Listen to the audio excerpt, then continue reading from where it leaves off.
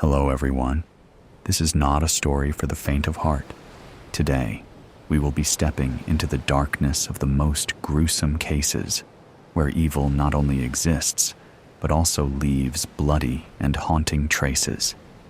This is Real Gruesome Murder Cases, a series of true stories about murders that made the whole world shudder.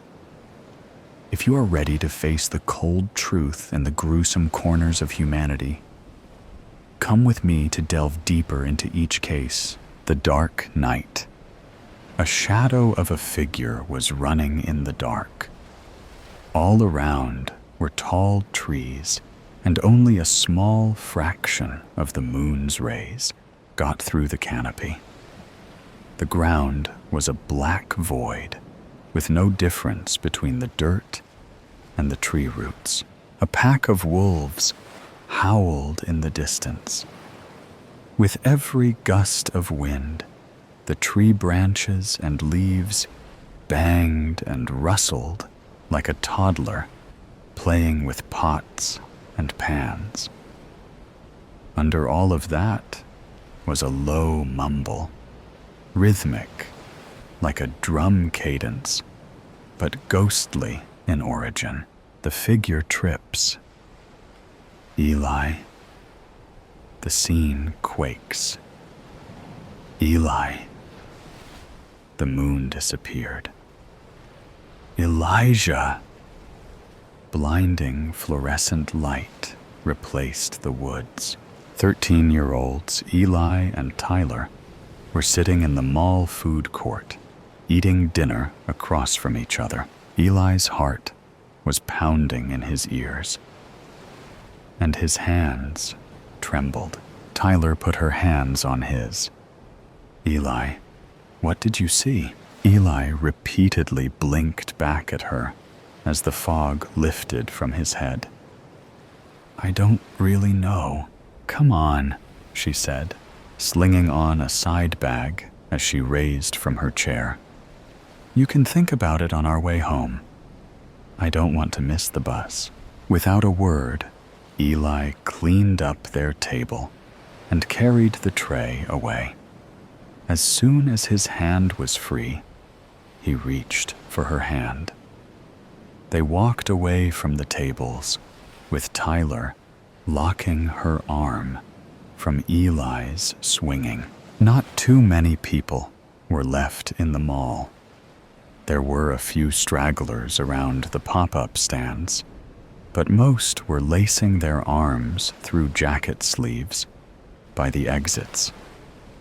However, two men, a twig-like one with close to the head African curls, and a log-like one with slicked hair, mostly to one side, didn't fit in either group. They stood off the side, away from everyone else, surveilling, looking for something. Their cookies and cream vibe didn't make Tyler divert their path. She was right until they stepped into their way. Excuse us, Tyler Woodlock and Elijah Krieger, the twig one asked through a British accent. Tyler pulled Eli closer. No, sorry, she answered, starting to walk around them, with her and Eli's fingers turning red. Government agents? The other man stopped them, flipping open his budget case. Miss Woodlock. The Brit slid closer, as Tyler gave out a nervous laugh. She pulled it together with a devious smirk. All right, agents. She stepped closer. But one thing first. Yes, the man said, putting his budget back. Tyler gave the Brit, the fitter one, a stiff kick in the shin. With him on the floor and his partner stunned, she yelled, "Run, Eli," giving Eli a push start. Eli sprinted off, getting a head start as Tyler toppled over a supply case. He headed for the loading docks, a path Tyler forced him to memorize for an emergency like this. As ordered, he ran without looking back. He nearly ran off the truck port in his mindset. He jumped down. Falling on his hands, he looked like a frog. He couldn't find the strength to stand, but he walked, half crawled, to the rear of the building. Collapsing against the brick, he took his chance to look back. She wasn't there. He stayed twisted around the corner, waiting for Tyler. All of a sudden, bright light beamed onto him. Drawing Eli's attention, the voice called out, "Stay there!" They boomed like a drill sergeant. He clambered to his feet and did the total opposite as the voice commanded.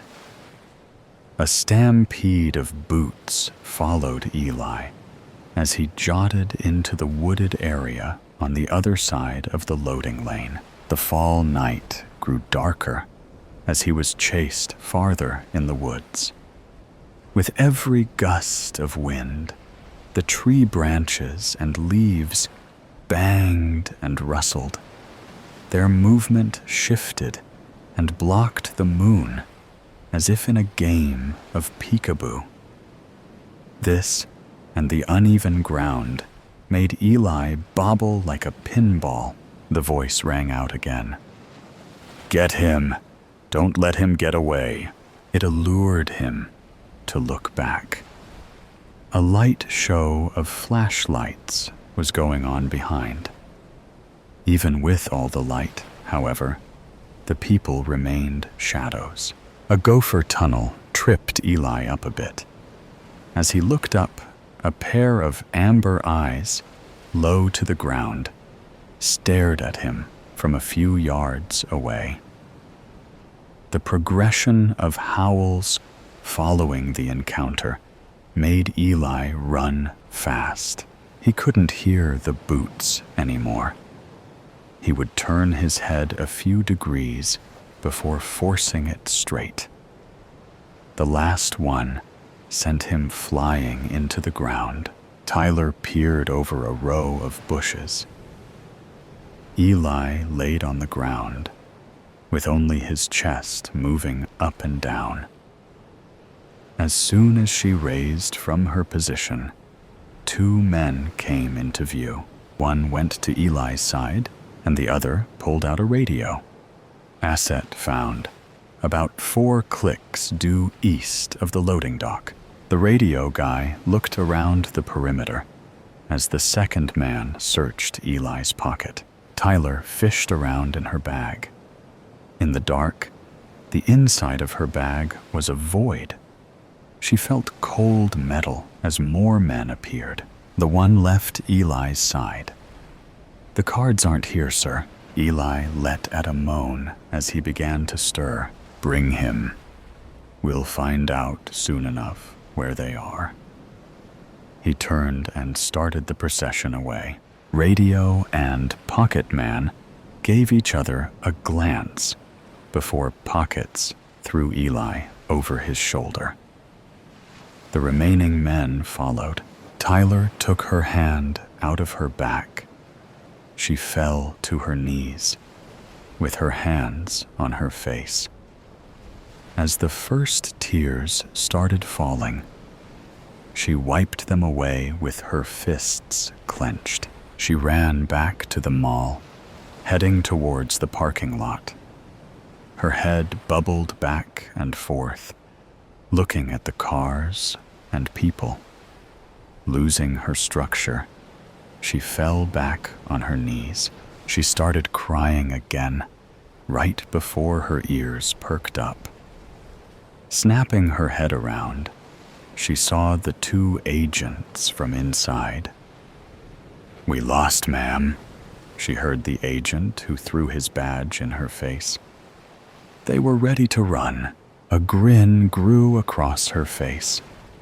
She spined back, with her attention being grabbed by the rear of the car she fell in front of. The license read, CA Exempt 387690. She had seen enough of those when the police raided their Romani dwellings. The odds of that being their car, she didn't know. Not did she know the odds of them automatically unlocking it far enough away that she could climb into the trunk before they were close enough to see. The two agents and their unknown guest arrived at their motel on the outskirts of town almost an hour after Eli was taken. The building wasn't too big, just 2 rows with 8 or so doors each. Behind each were a single room and a bath. The agents went first. Tyler waited until she couldn't hear them anymore before pushing out the back row cushion. Sitting on the floor of the car, she watched as they entered a room with the number 6 on the door. She opened the door carefully so she wouldn't hit the next car. In the same manner, she closed it without a sound. She strategically stepped as she reached back into her bag. After peering into the room's window, she saw the 2 agents with their backs to the door. There seemed to be nothing but a wall in front of them. But that didn't bother Tyler. She walked right in and pulled her hand out of her bag before slamming the door shut. The agents jumped if shots had been fired. They found that they weren't too far off. Dropping their phone, they were face to face with a gun barrel. "Hello again, miss." "Woodlock," one agent said through his British accent as they snuck for their weapons. "Don't patronize me," she said, cocking her gun. "Do you think you can pull yours before I shoot the both of you? I've already proved I have grace under pressure." They both bring their hands forward. "What do you want?" the other one asked. "Well, Agent Vincent Petrov, I'm thinking about a trade." Flaunting his arrogant British accent, he asked, "What would you have that we would?" Cutting him off, Tyler pulled out a deck of tarot cards. "Really? I might be a child, but I'm not an idiot." "That still doesn't answer my question," Vincent said. "I want Eli back." "Excuse me, even if I believe for a second you're not with the men who took him, you bring him back to me, and you get these no-so-meaningless cards, and we all live happily ever after." The agents gave each a glance. "Let me make this easier. You do this, or I shoot you and go on my merry way." Eli was groggy, teetering between awake and asleep for the car ride, though no one could tell through the blindfold, nor from his position in the trunk. They had tried his wrists and ankles to stop the little fight he had in him. No kicking, no hitting, no running. More helpless than he was without Tyler. He was asleep when the car stopped, but was jarred awake when one of the men yanked him out. Being bobbled around, his face was red and breathed deeply, trying to keep dinner in. The only relief came when he was dropped to the floor. After the bang of the door, Eli was left to wait once more in the dark. He pulled at his ropes, only stopping when the burning turned into paper-cut sensations. No closer to freedom, he crumbled. Stopped straining, stopped fighting, stopped holding it together. Back at the motel, Tyler sat crisscrossed on the first bed from the door, yanking her locket back and forth on its chain. She stared at the agents that sat on the other side of the room. She tried to hear what they were saying, but they put the same effort into the opposite. "What are we going to do, Miles?" Vincent asked. "Play the game. Easier said than done. We know when, where, and a fair idea of by who. The who is what scares me. I would be more scared of the lass if we don't." "I agree with Agent Walker." A woman, dressed in a white skirt suit with her dark hair in a spiral braid, said just inside the room. "Ms. Isles?" Vincent jumped out of his seat. Tyler did the same. She stared at the woman, jotting a glance at the door, then back. No one heard the door open or closed. "Hello, miss." "Woodlock," Ms. Isles said, raising her hand. "Hi," Tyler said, more like a question than snipe, without shaking her hand. "Well, do you want the good news or the bad news?" "Good would be best," Vincent toddled. Isles looked at Tyler. "Find the boy. Bring him back. Finish your original mission," she said through a smile. She began to walk away. She already had her hand on the doorknob before any of them stopped her. "What about the bad news?" Miles shouted. "Work with her, Walker. Work with her," she said, leaving before and without argument. Eli had no idea how long he was asleep for, but when he opened his eyes, he was met with a blinding light. He stretched out to find his legs and arms unbound. Panicked and joyed, he shuddered and jostled. He missed the hand on the wrist. A shadow eclipsed the bright light. "Do you mind not moving?" The voice sounded familiar. With the light masked, Eli could start to see the room. First, the man kneeling in front of him, graying hair, flannel button-up shirt, and placid blue eyes. Then small red spots on the gray cement floor. And last, white bandage roll, some on his right wrist, and the man wrapping more onto his left. "I think you've bled enough on my floor for today," the man said, finishing his work. "Your floor? Don't be put off by the casual dress. I'm the boss here, and that's why I can offer you this.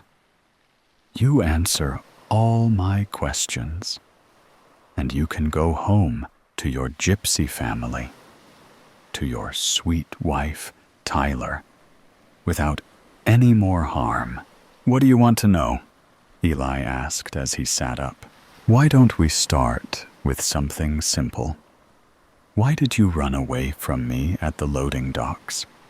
said the man who blared a flashlight in Eli's eyes earlier that night. Vincent sat at the small two-person table, glaring at a street map and a calculator. "How is it going, Vince?" Miles asked, leaning over Vincent's shoulder. "Not great. Knowing that they took Elijah 75 minutes ago, and assuming they stayed within 5 miles per hour of the speed limit, they can be anywhere within and around 50 miles away from the mall. That's a big area. You don't know the half of it." "Miss Woodlock." "Tyler!" she yelled at him. "My name's Tyler." "Tyler." He put his hands up halfway. "Can you give us anything? Car model? Direction? Anything?" "I was a little busy trying not to get caught myself, trying to find you fools. If we try to search all of this, Vincent pulled Miles closer and lowered his voice. We won't get to him in time. Don't talk like that, Tyler yelled, with a little cry behind it. You start talking like that, and things will end that way. She fell back onto the bed, with her hands on her face. Miles glared down at Vincent, with his arms crossed. He kept that position as he walked over to the bed. Sitting next to her, he put his arm around her, with an air bubble between them. Thanks, she said, whipping her hands out from her face. It's getting late. Why don't you rest for a bit? We don't want our sharpshooter's eyes heavy.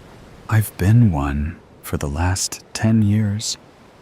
But, she paused, bringing up her watch on her right wrist.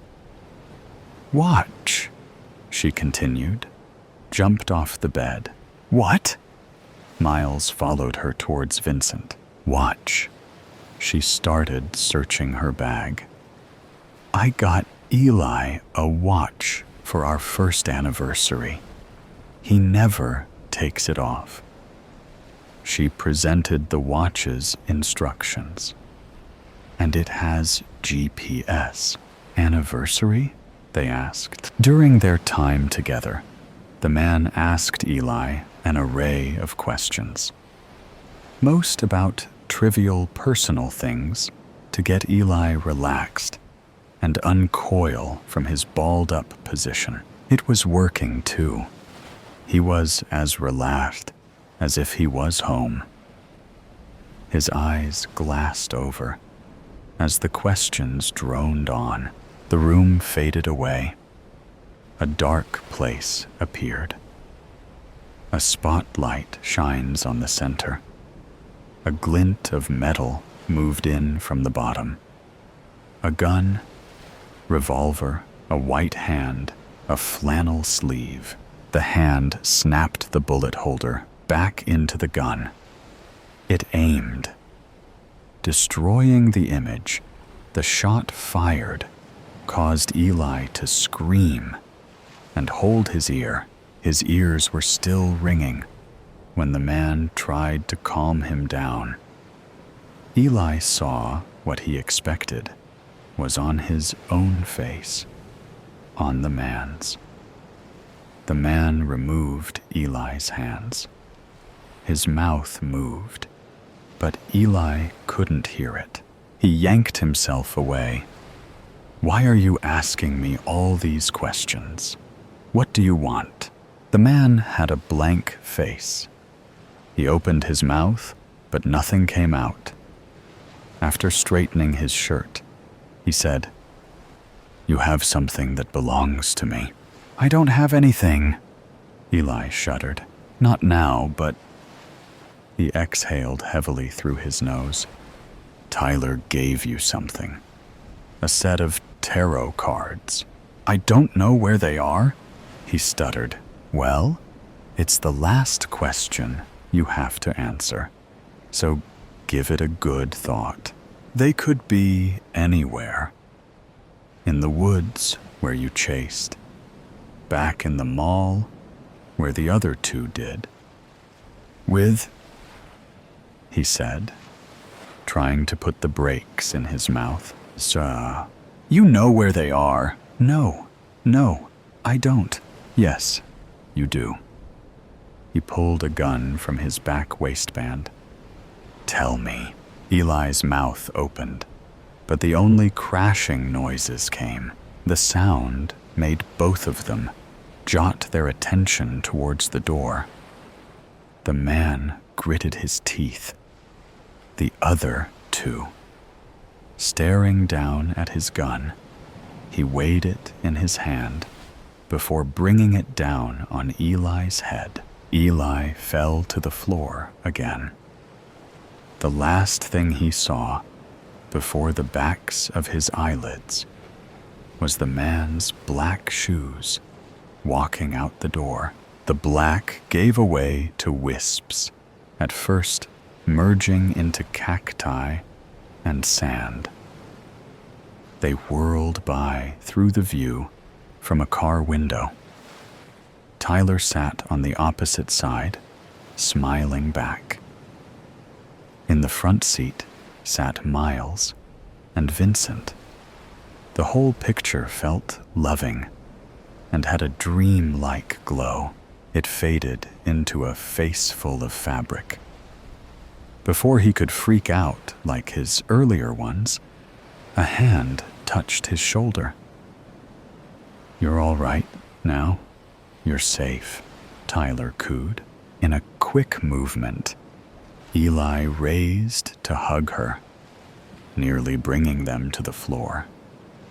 Regaining her structure, she hugged back. In their embrace, Eli missed Miles and Vincent standing off to the side, smiling down at them. Fall of the stars. The heavens glittered with stars as the man silently drove over dirt and gravel. The 1,000 twinkling eyes mocking his desperation. Muttering a curse under his breath, he slowed down at the rusty security gate at the entrance of the abandoned mines. To an ordinary person, it would be a half-broken gate, with just a couple of night guards sleeping their shift away. But then again, the average person wouldn't notice that the old equipment was strewn about almost too cleanly, or that the uniformed guards lacked an identity or a logo, or how a cold eye glinted from under the angled cap. A sleek gun pointed at any approaching vehicle. Private security. Good. He smiled. He'd expected nothing less. He rolled down a window and casually brought up his right hand to scratch his stubble, flashing them the tattoo on his arm. One of guards came over to inspect it, shining a flashlight right in his face. Satisfied, he nodded to the other one, and the gate opened. The newcomer growled at them as he drove past. The guards didn't blink. He took the car to the mouth of the mines and parked it aside a vintage piece, tossing the keys inside when he got out. Won't be getting out in this ride, that's for sure. He took one last look at the night sky. The stars still winked at him. "I'll show you, you damned twinklers," he thought. "And then you and your glowing arses can collectively burn the fuck out." He walked in and took the narrow elevator down, fixing a crick in his neck to look at the small black camera from the corner of his eye. The caged door opened into a tunnel entrance sealed long ago. Dim light and vulgar music blared from within. The tunnel widened into a narrow hall within, a despicable den of sin. Sellers had set up their wooden stalls on either side, sporting wares of all kinds, and catering to the needs of anyone bold or foolish enough to venture within. A place fit for the lowest of low-life scum, the kind who'd kill their own mothers for the right price. Everything in the hall was as good as Eden's forbidden fruit on earth, attracting a number of fools who'd end up unconscious in dirty alleys, pickpocketed at best, missing an organ or an appendage, if not sporting a slit throat at worst. The market and its dealers had been thriving in the sealed mine for almost a decade now. And he had no doubt that even the poorest of these merchants could have half the law enforcement in their pockets. He grunted. Hell, half the buying and betting crowd out here was law enforcement. Drugs, flesh, poison, weapons. They themselves would know where best to find any product being sold in the dark hall. The man sighed and jammed a hand in his pocket, pulling out a pack of gum. He looked it over with a frown and popped one in his mouth, tossing the rest in a makeshift stall with a wink at the seller. Let him pore over hours, wondering what's so special about it. He allowed the thought to bring him a dry chuckle. Visibly relaxed now, he cleared his thoughts and covered the tattoo on his arm, lest it be discovered by someone who carried one of its counterparts.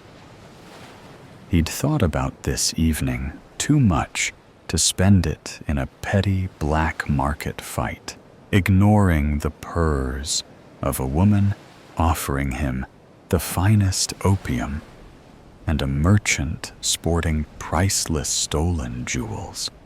He made his way to the guarded room on the other end, where once again a discreet flash of his ink admitted him within. A flash of white greeted him on the other side.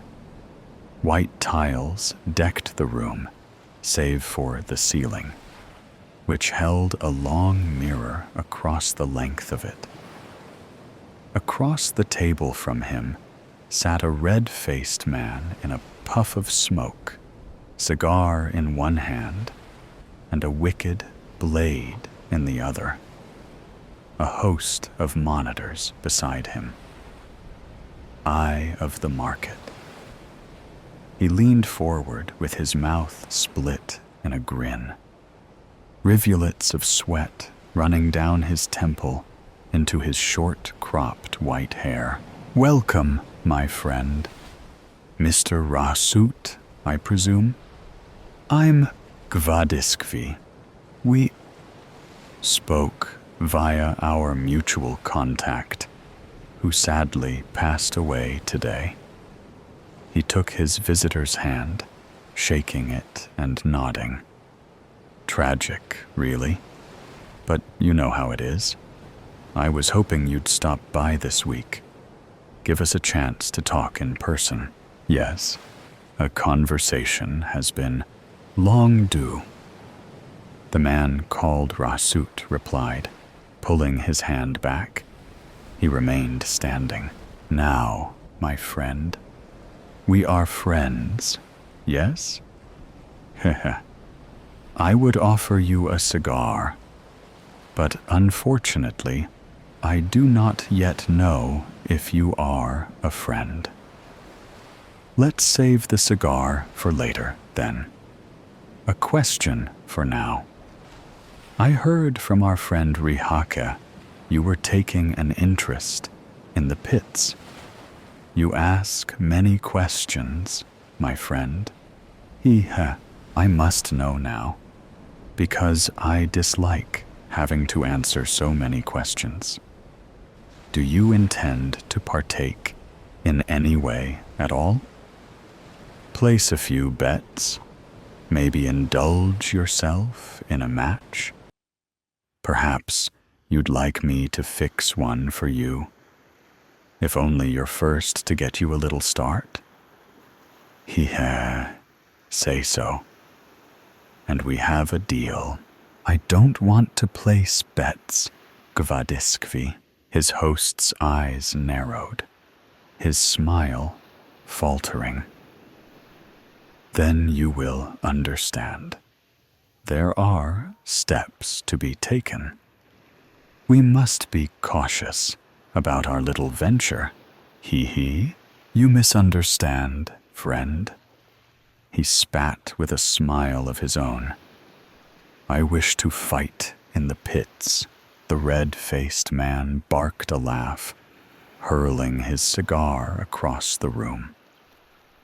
Well then, my friend, here, we must drink to that, he shouted. I knew I liked you the moment you walked in. He poured out a strange green liquor in glass mugs kept behind his desk. Come, Mr. Rasut, we drink to victory, to living forever and battering one's enemies to death. The man called Rasut raked a hand through his dusty hair, clenching his fist at the drawn-out conversation. I do not drink before a fight. I will, however, take a whiff of your finest snow. Aye, it is a cold night, Mr. Rasut, and you are a bold one.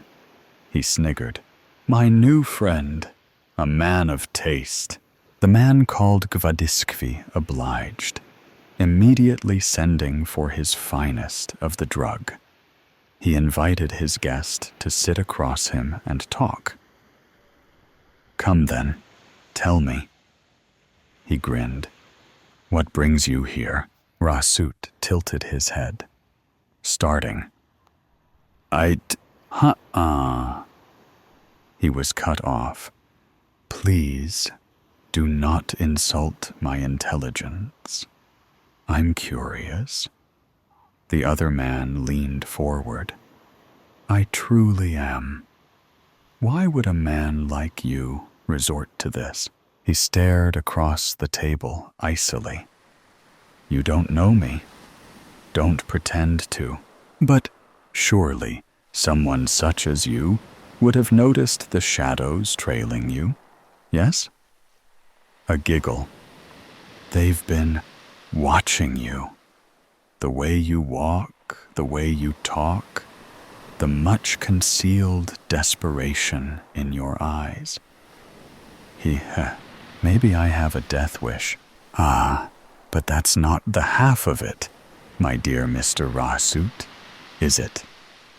His watery eyes gleamed, sending a shiver of revulsion down the addressed man's spine. Having a death wish doesn't have to be personal, he said quietly. Oh, but coming here always is. His drug came, and he consumed it, courtesy of the house. He rolled his neck, grasping at his colliding thoughts and the clarity he now had. He pulled out the battered old pocket watch. A half hour still remained before he'd fight. The man called Rasut suddenly realized that he was talking and stopped, visibly shaken. He found himself staring across at his half-witless host, who beseeched him to continue. You were at the bit where you had the epiphany after giving up your old ways, when the fighting was over. Go on then. He considered for a moment, then shrugged. No harm done. Screw it. It wouldn't matter after tonight, anyway. When it struck me, he spoke through the piece of gum still in his mouth, how much the stars and I are alike. Gwadiskvi hummed in appreciation. How poetic for a man of your bearing. But do tell, how so? It's silly, really, but also true. He snorted a scoff, waving his hand airily. When they die, it's got to be a cosmic carnage, or no one knows cares, because otherwise no one would know when they die. The other man spoke through a puff of smoke as he lit another cigar. Much like battle veterans and Mercenaries, such as yourself, eh? He.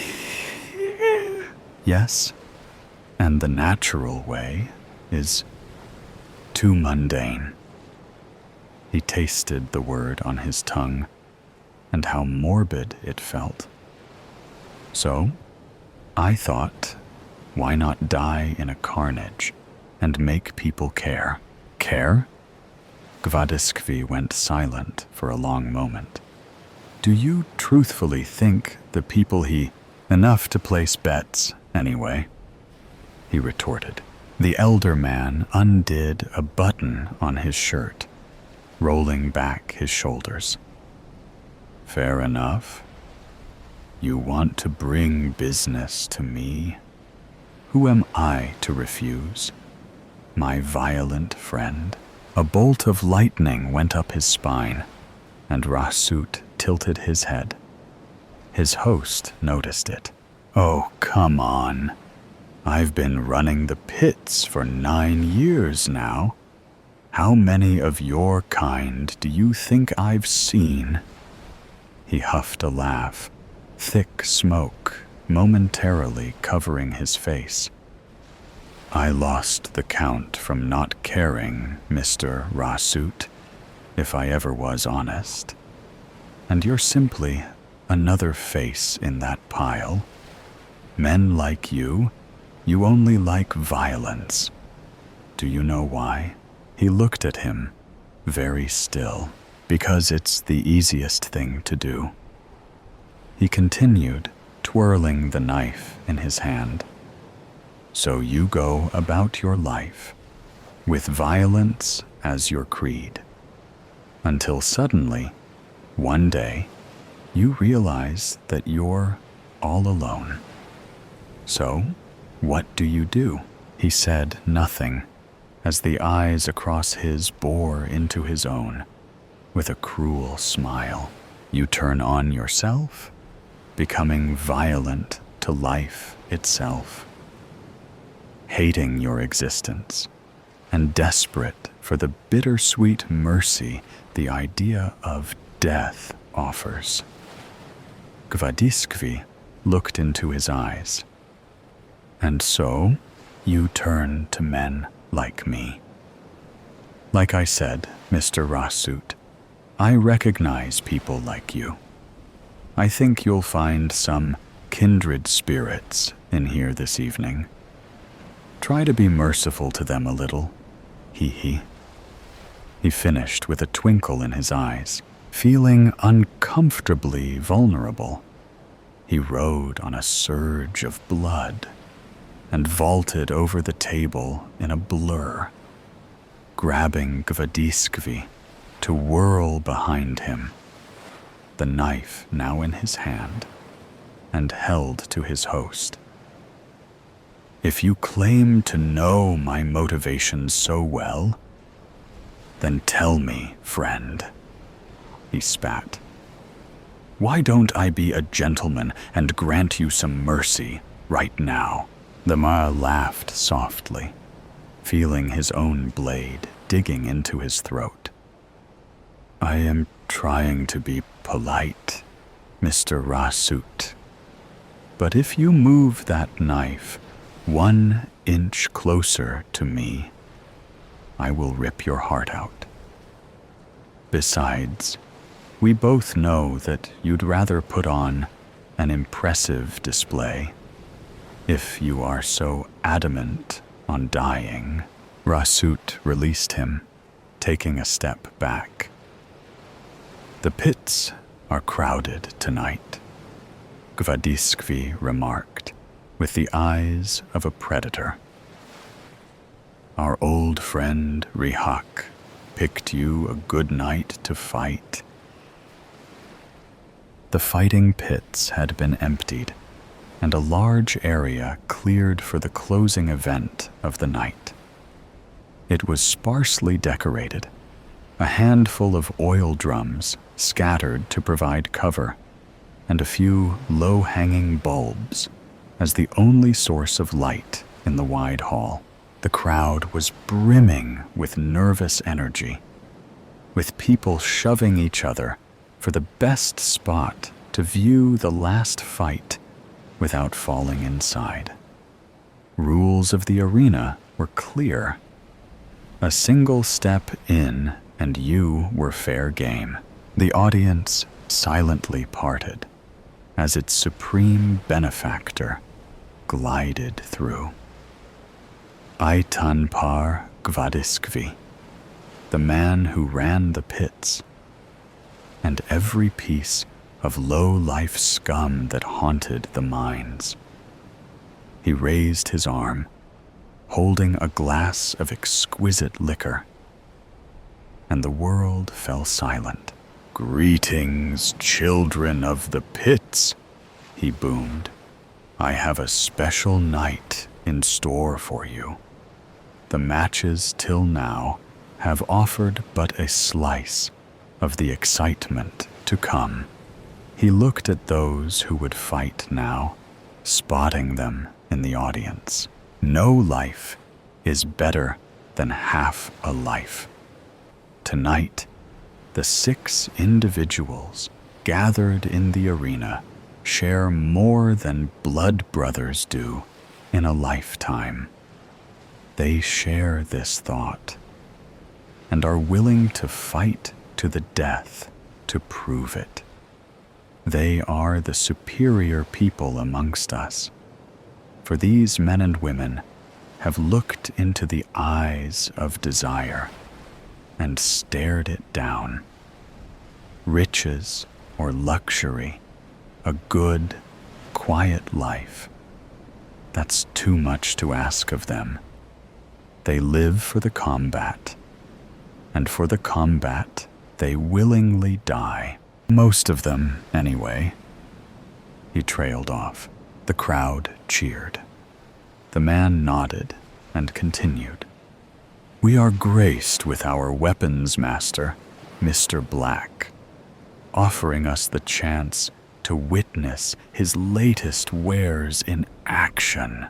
The crowd went wild, shrieks and whoops filling the air as the said man joined Gwadiskvi, completely decked in black, only parts of his face not covered by his wide-brimmed hat or sunglasses visible as his lip burst in a cheery laugh. He waved. "Tonight, I bring to you," he started in a deep voice as the crowd went silent, "the only functioning prototypes of my latest gun. A tranquilizer coated with poison from deadly toads, and from my herb garden, highly flammable, although one wouldn't need fire for them to do their job. A slight graze could end a grizzly's life, to say nothing of our own. Up for auction next week." Murmurs streaked across the room as Gwadiskvi continued. "To make it more of a challenge, each of the fighters are equipped with a gun, good for 2 shots. No other weapons. Look closely, for if you blink, you may miss it. But mind your eyes." He. At a signal, 6 figures stepped in the cleared area. A lithe figure prowled in, carefully eyeing her opponents. The woman had a vicious smile plastered on her face, tracing a finger up her leather-like body armor. "My new guns will go well with the gear," the other woman grunted and flicked her the finger. A thin man slicked a tongue over his teeth, filed into sharp fangs. "We'll see about that, doll." 2 other men staggered inside, either drunk or badly beaten up recently. Rasut was handed his gun as he weighed his options. oil drums for cover, low-hanging light bulbs, a stale piece of gum in his mouth, and a gun with 2 rounds of poison within. He nodded, taking a deep breath. In mortality lies my victory. In victory, a worthy death. Till my last breath, the carnage will not stop. He looked up in front of him. The carnage must stop. Tonight, then, death is life. A bell rang without warning, and the crowd roared as slivers of crimson flew all around, spraying up a shower of blood where they struck. He moved in a flash, ducking past a couple of darts and backhanding a light bulb.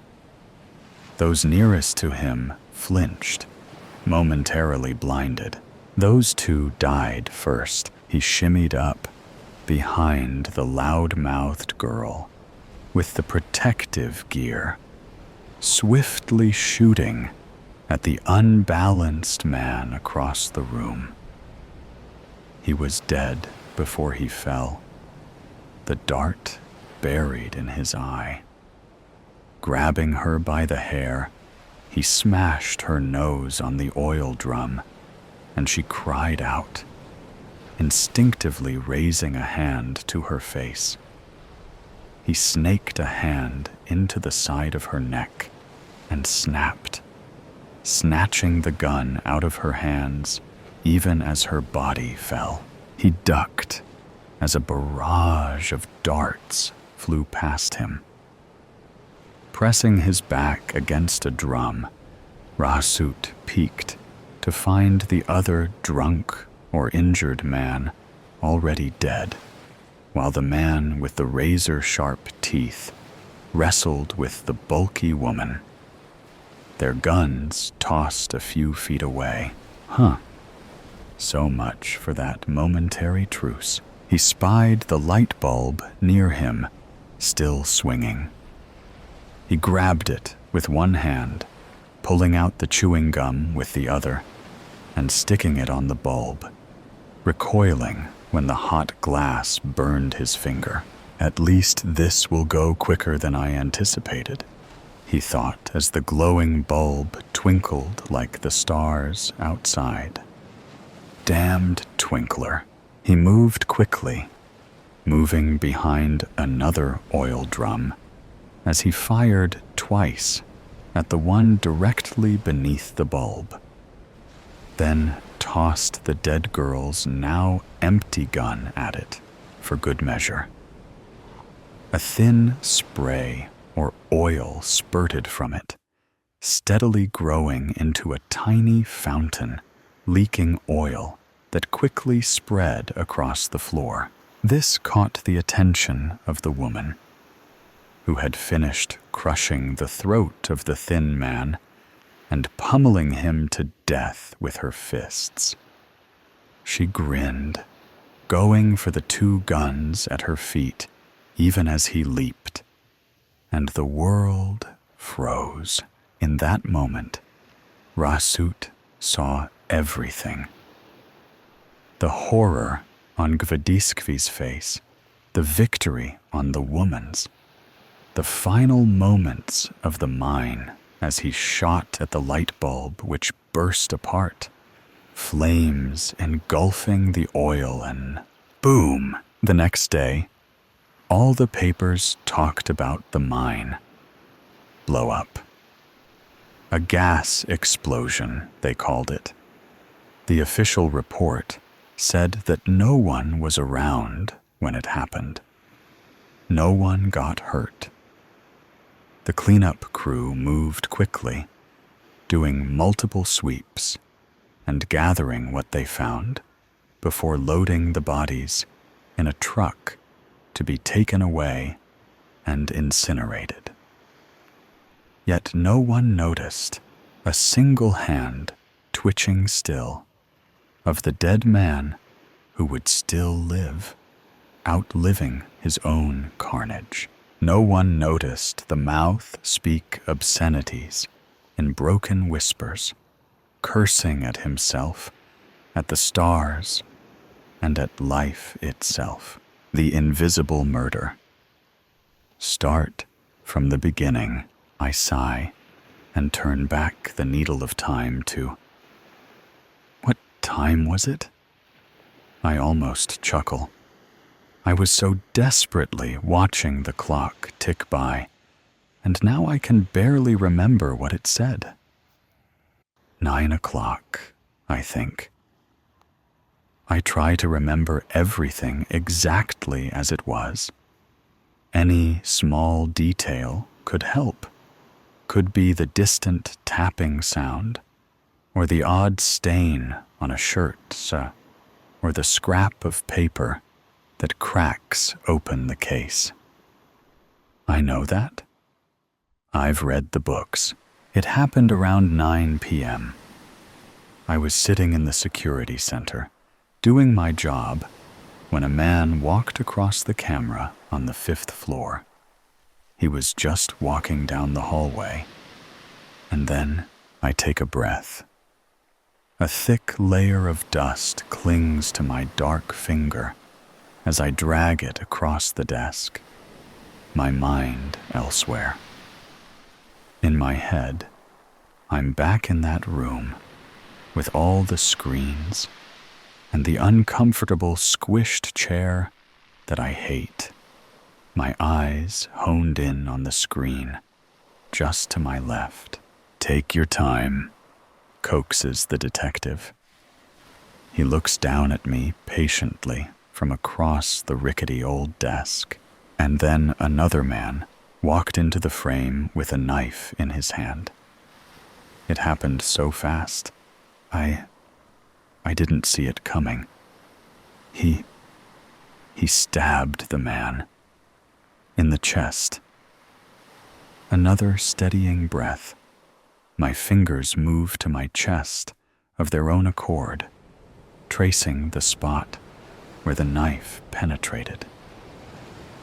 There was blood everywhere. There really was. I didn't know there could be so much from only a small stab wound. Staining his beige polo shirt, saturating the already blood-red carpet, dripping from the shimmering silver blade. What happened then? The security camera went black. I searched the other screens for the man, but he was nowhere. It's like he just what? I chuckle humorlessly at the absurdity of it all. It's like he just disappeared, I mutter. I know how crazy I sound, but still I stare into space, watching the dust particles drift in the glow of what small bit of street light seeps through the broken blinds. This room must not have been used in years. No wonder I've never noticed it before. Is that all? The detective asks. It happened very fast. And it had been fast. So very, very fast. I could have blinked and missed it. What would have happened then? The detective stares almost aggressively into my face, trying to catch a lie, but he won't find one. I would never lie about something so important. Mr. Kessler, is it? Yes, sir.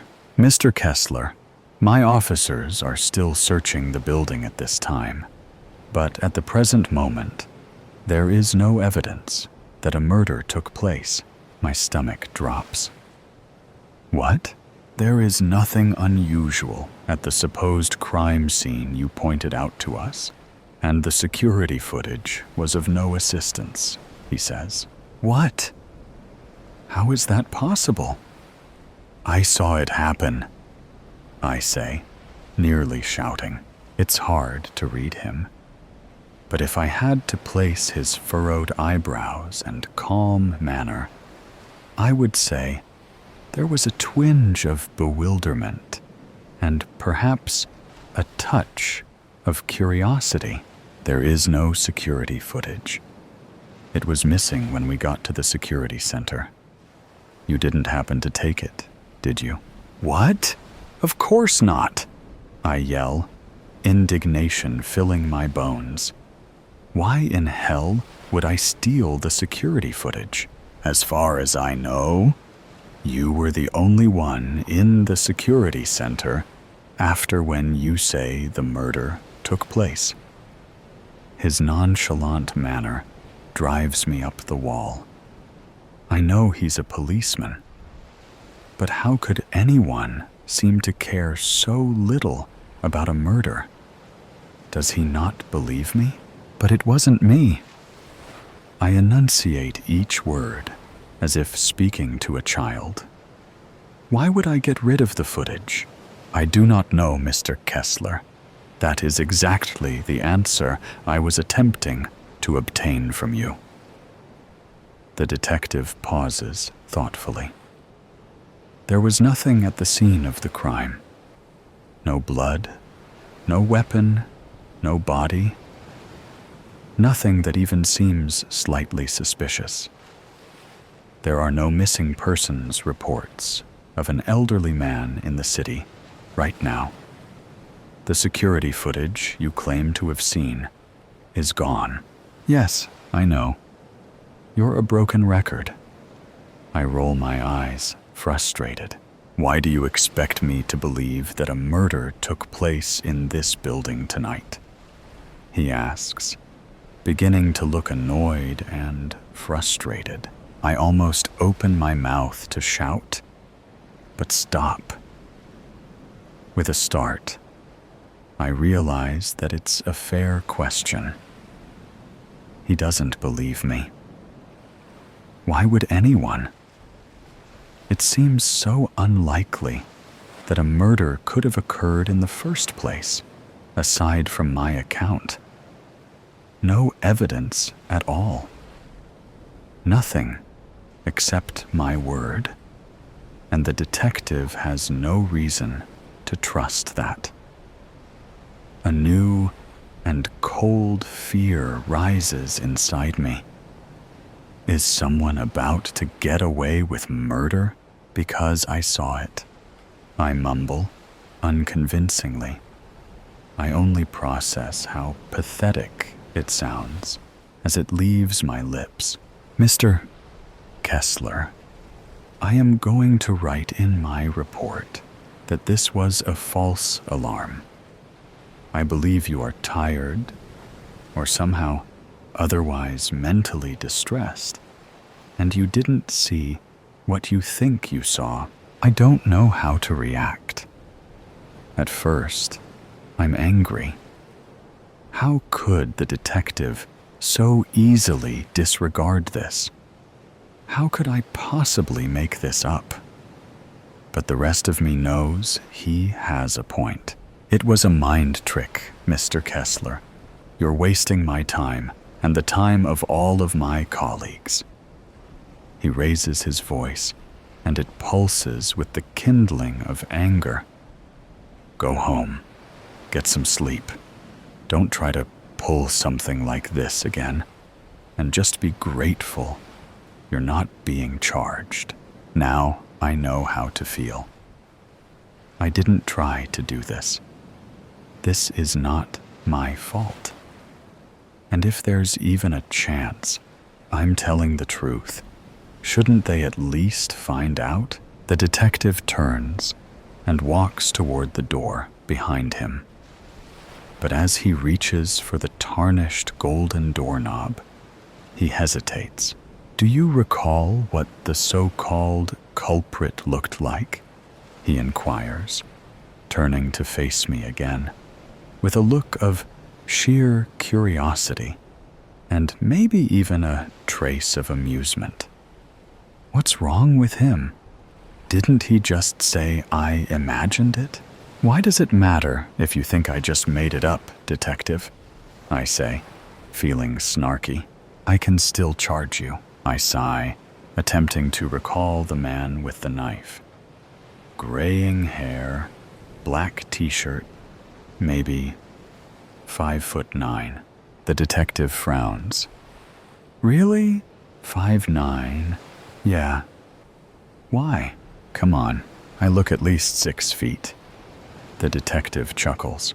Oops, citizens, death. She trembled uncontrollably as he pushed the muzzle into her forehead. Nobody moves or makes a sound. Any heroics, bullets will start flying. As you can probably tell, this is a bank heist. Cooperate, and I'll spare you all your lives. Please don't kill me. I'll take you to the vault right now. Shut it. I decide when we go, he replied as he jarred her head back with the barrel. The hostages looked on in slouched postures, with furrowed brows and gaping mouths, wondering if the gun's magazine was loaded or not. For the bank manager's sake, they hoped it wasn't, and that he was pretending to have a loaded gun, because they believed this sort of heist was to scare people into submission, with no real intention to harm them. After all, it was only one guy, not a group of robbers. Hey, mister, my wife's so scared her water has just broken, exclaimed a hostage. We need medics, quickly. I said no heroics, he exclaimed, striking the butt of the gun to the bank manager's temple. She fell in a heap, motionless. Now look at what you've made me do. I mean it, people. Don't try my patience, or one by one, it'll be you lot getting the bullet. Are you crazy? My wife is in pain. She thinks the baby is in the wrong position. We need a doctor now. He sighed and approached the pregnant woman and knelt by her side. She was shaking and sweating uncontrollably. I'm so sorry about this, but I can't have you or your husband messing this up. There's $20 million in the vault, and I want some of it, no matter what the cost. Please, just take the money and go quickly. We'll say nothing to the police, replied the woman. The bank manager opened her eyes. She sat up, propping her back against the wall. All she heard was 2 shots fired, followed by a cacophony of screams and chaos. He fired another shot to the ceiling, and the room fell silent. Order was restored. Right, you lot, clean the blood up, and then drag the pregnant woman and her husband over to the far corner, he demanded. Are you fucking crazy, man? You've killed an unborn baby and the mother and father, exclaimed another hostage. In this game, there's always collateral damage. Now shut it, he said, training the Glock on him. He glanced through a window. The street outside Citizen Bank was as normal as he'd expect it. So far, 2 minutes had passed since he'd entered the bank. There was another 5 minutes before the NYPD would have the building surrounded. So far, so good. With the entrance door lock, nobody had approached or tried to enter the bank. Still partially dazed, the bank manager attempted to stand. She stumbled, but he soon skittered back to her and pushed her to the floor. Stay down until I say otherwise, got it? He slid the rucksack from his back and pulled out a large bag of cable ties and tied her hands behind her back. Then He tied her legs, leaving enough movement for her to walk, but not run. With 2 less hostages to not worry about, he made quick time in using more ties to bound the other 8 hostages. Okay, people, if I hear the slightest of sounds or sense the smallest of movements, one of you will be joining those bodies over there. He hauled the bank manager to her feet and pushed her in front to lead the way to the vault. She stumbled and fell to her knees with a hard thud.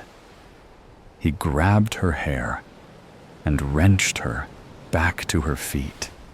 She screamed, and the hostages felt her pain. In retaliation, she spun and spat in his face. She quickly felt the back of his hand make contact with her cheekbone. It sent her tumbling for a second time, but she didn't get up. He didn't let her. Instead, he grabbed her hair and dragged her to the vault. The hostages winced, imagining her discomfort as her legs flailed in a futile attempt to stall him. Now that he's down in the vault, we have to do something, whispered a hostage. He looked mid-30s, with a physique of a guy that worships a gym. Are you out of your fucking mind, sir? You heard what the guy said, right? If you can cut me loose, I can take him. I'm ex-military. Apprehension is my forte. I've got a small knife in my back pocket. Can you reach it? You're gonna get us all killed trying to be the hero. NYPD will be here soon. They'll take him out. Only if someone has activated the alarm. There were moments of silence. He was waiting for a reply that never came. I thought not. But the guy keeps checking his watch, and he thinks they're on their way. I can activate the alarm so the cops know, and then I'll take him out. No, man. You're not hearing me. I can't let you do this. I've got a wife and kids. He'll shoot us all. What do the rest of you think? Are you with me? The rest of the hostages didn't respond. You try anything, man. I'll take you down myself. Just trust me, man. It's worth a try, replied a hostage. He's trained. He knows what he's doing. The locks released. He turned the catch, and the door to the vault swung open. What the fuck? He said, staring into the barrel of a Glock 19. You didn't tell me there was security in the vault, he said to the manager. She connected with his gaze and dropped her shoulders. I ain't security, replied the guy standing at the entrance of the vault. Stop what you're doing, and nobody else has to get hurt. It was a stalemate situation. Both guys had their guns trained at each other, fingers twitching at the triggers, and then, bang, the guy in the entrance to the vault fell. He was soon surrounded by a pool of his own blood. He began to load as much cash as he could into the 2 large holdalls by his side. He could hardly zip them up, but to his estimation, he had at least $600,000 in each. Way less than what he wanted, but enough to start up somewhere new. With one bag on his back and the other in his left hand, he grabbed her hair with his right and dragged her back to the main foyer, where he noticed one of the hostages was missing. From out of nowhere, the hostage charged toward him, thigh and drived him to the floor, like the New York Giants were playing out in front of them. They tussled about, but the hostage found himself being overpowered and had the barrel of the Glock shoved in his mouth. Bang! All the remaining hostages jump out of their skins as blood and bits of brain matter splattered all over them. The hostage lay there in a bloody, gory mess that was too much for most of them to look. "Hey, mister," we tried to tell him it was a stupid idea, but he didn't listen, replied one of the hostages. "He's paid with his life for his insubordination." He checked his watch, and 4 minutes had passed. "Time to check out. The manager is coming with me.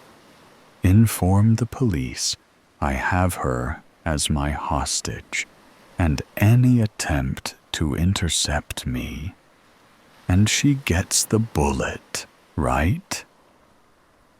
Exiting the Citizen Bank, he threw the holdalls in the trunk of his General Lee, while the bank manager got into the passenger side. He put the pedal to the metal and sped his way along Valley Stream. There were no police in sight. Perhaps the NYPD had other emergencies, he thought. He took a left and followed the sign that was heading for Brooklyn.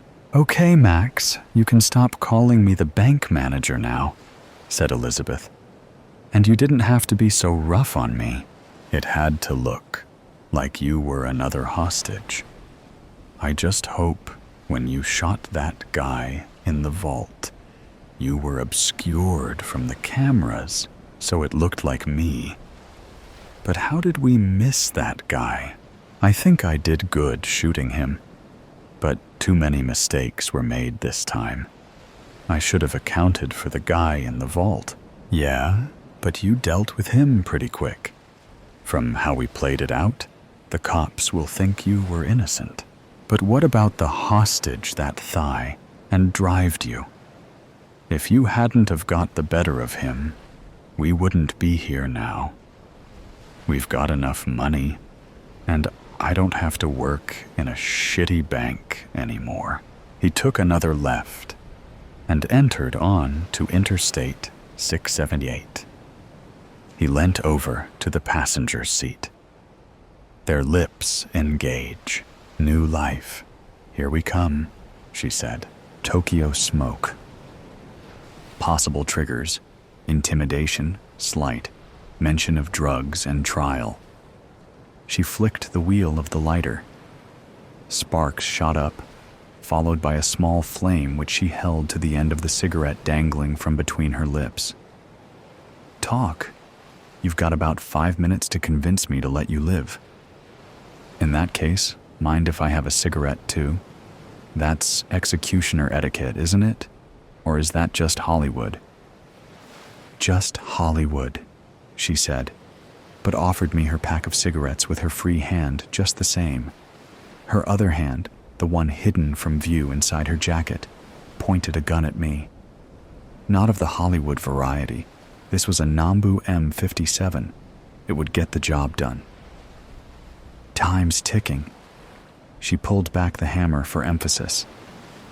The clicking sent a shiver through my entire being, commanding every single hair to stand at attention. "Would you believe me if I said I did it because I love you?" I asked, a futile attempt at lightening the mood. The strange thing, though, was that I meant it.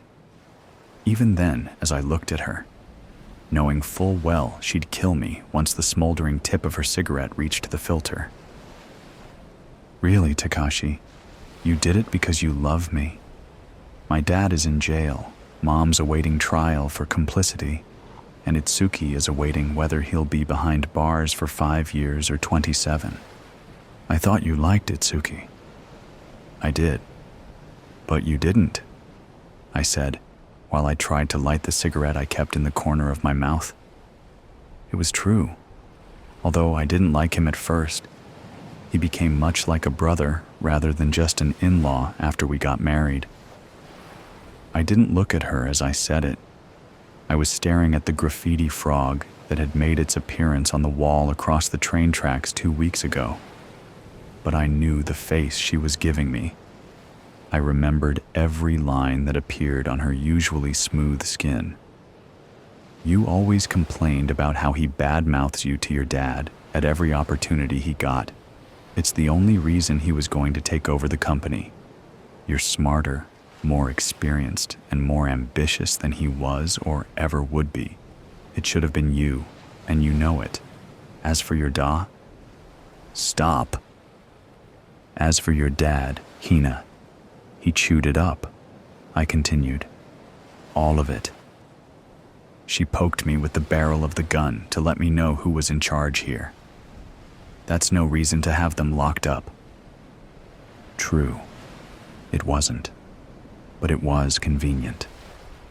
For years, even before we got married, she had been complaining about all of them. Her dad most of all. Ever since she was a little girl, she had been preparing to take over her father's company when eventually the time would come. She made sure she got the best grades all throughout primary and middle school. Even at university, she had always been at the top of her class, while on the weekend, she inspected contracts for business deals and saved the company millions by spotting hidden clauses. But none of that mattered. Once Itsuki was born, he was all her dad had cared about. I took a deep drag of my cigarette. Marlboro Gold. I always hated lights. They miss that slight scratching sensation when you inhale. Isn't it though? 5 years ago, during Christmas, when your dad announced that Itsuki would take over your position as CEO, you said you never wanted to see any of them ever again. I didn't mean that.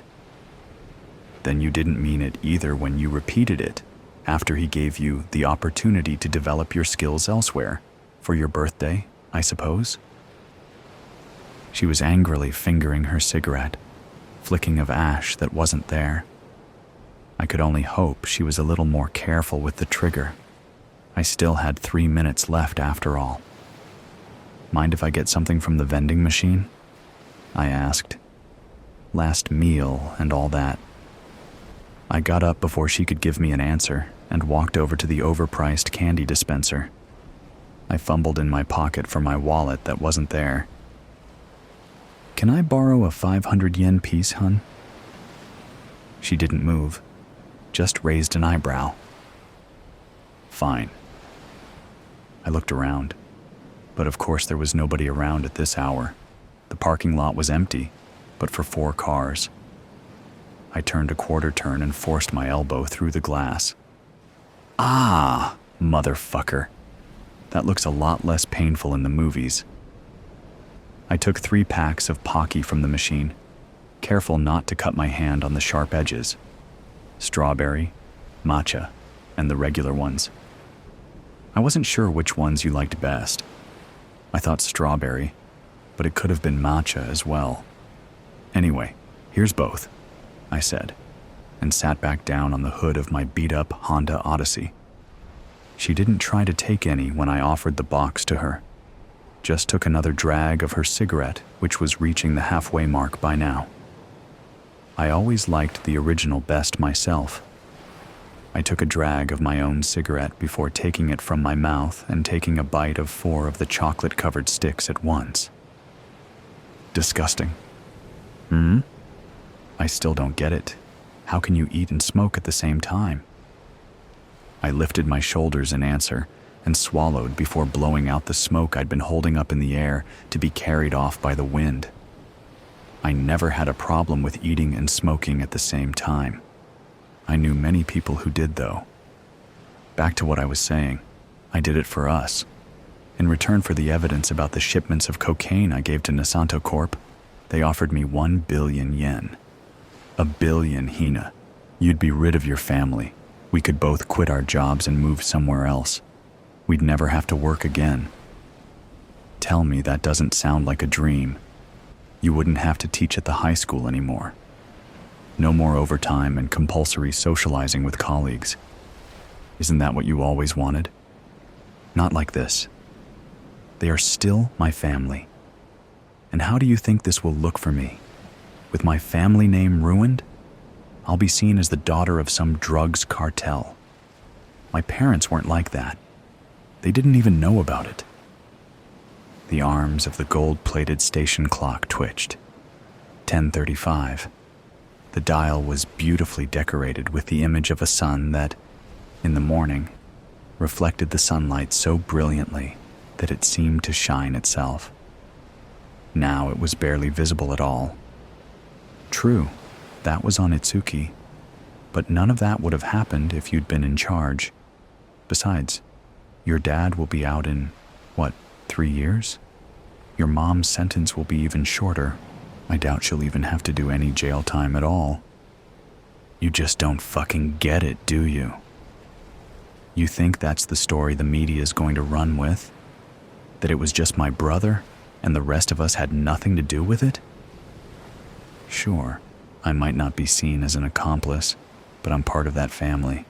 You didn't ruin just them. You ruined all of us. Honestly, I didn't get it. Maybe it was because I'd never been close to my own family, or just because we were rich now and could go wherever we wanted. You took my last name when we married. No one will associate you with them once we move somewhere else. Where do you want to go? Osaka, or maybe Kochi? You always loved the beach. Hell, we could even go to Europe. You pick a country, and we'll be on the next flight. My eyes were fixed on the entrance of the empty train station. One of the lights illuminating the statue a little to the left of the gates was flickering and drew my attention. It was a statue of a man, but I didn't recognize him. Over the past 6 years I'd been coming here, I'd never taken the time to read the plaque. "You've got about 1 minute left," she said, inspecting the cigarette clutched between her fingers. "I've got to say, you're doing a real bang-up job so far."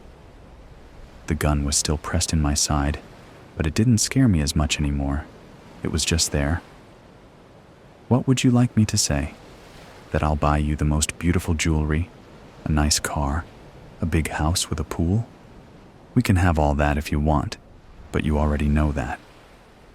She let another gray cloud escape from her mouth as she nodded. Then she turned to look at me and gave me another look. "Go on." "We could have kids, a boat." She scoffed. "Really? You think having kids will fix this?" "We tried having kids, remember? It didn't exactly work." "We could always adopt them. You used to dream of having a boy and a girl. The boy had to be older, you always said. If we adopt them, you can make sure we get that." She let out a deep sigh. "It's almost time, Takashi. Anything you want to say, I suggest you say it now." I took a drag of my cigarette as I thought it over. Your last words are hard to come up with on the spot. I took another drag while staring at the statue again. Who is the statue of? Takashi? Her tone was annoyed more than angry. She prodded me with the gun once more. Yeah, I'm thinking about it." I looked back at her. Her eyes didn't have any emotion left in them. No love, no anger, no sadness.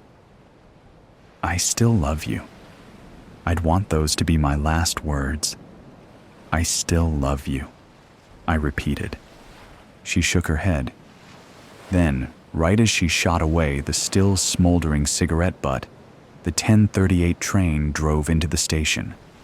I took a final drag of my cigarette and shot the butt ahead of me.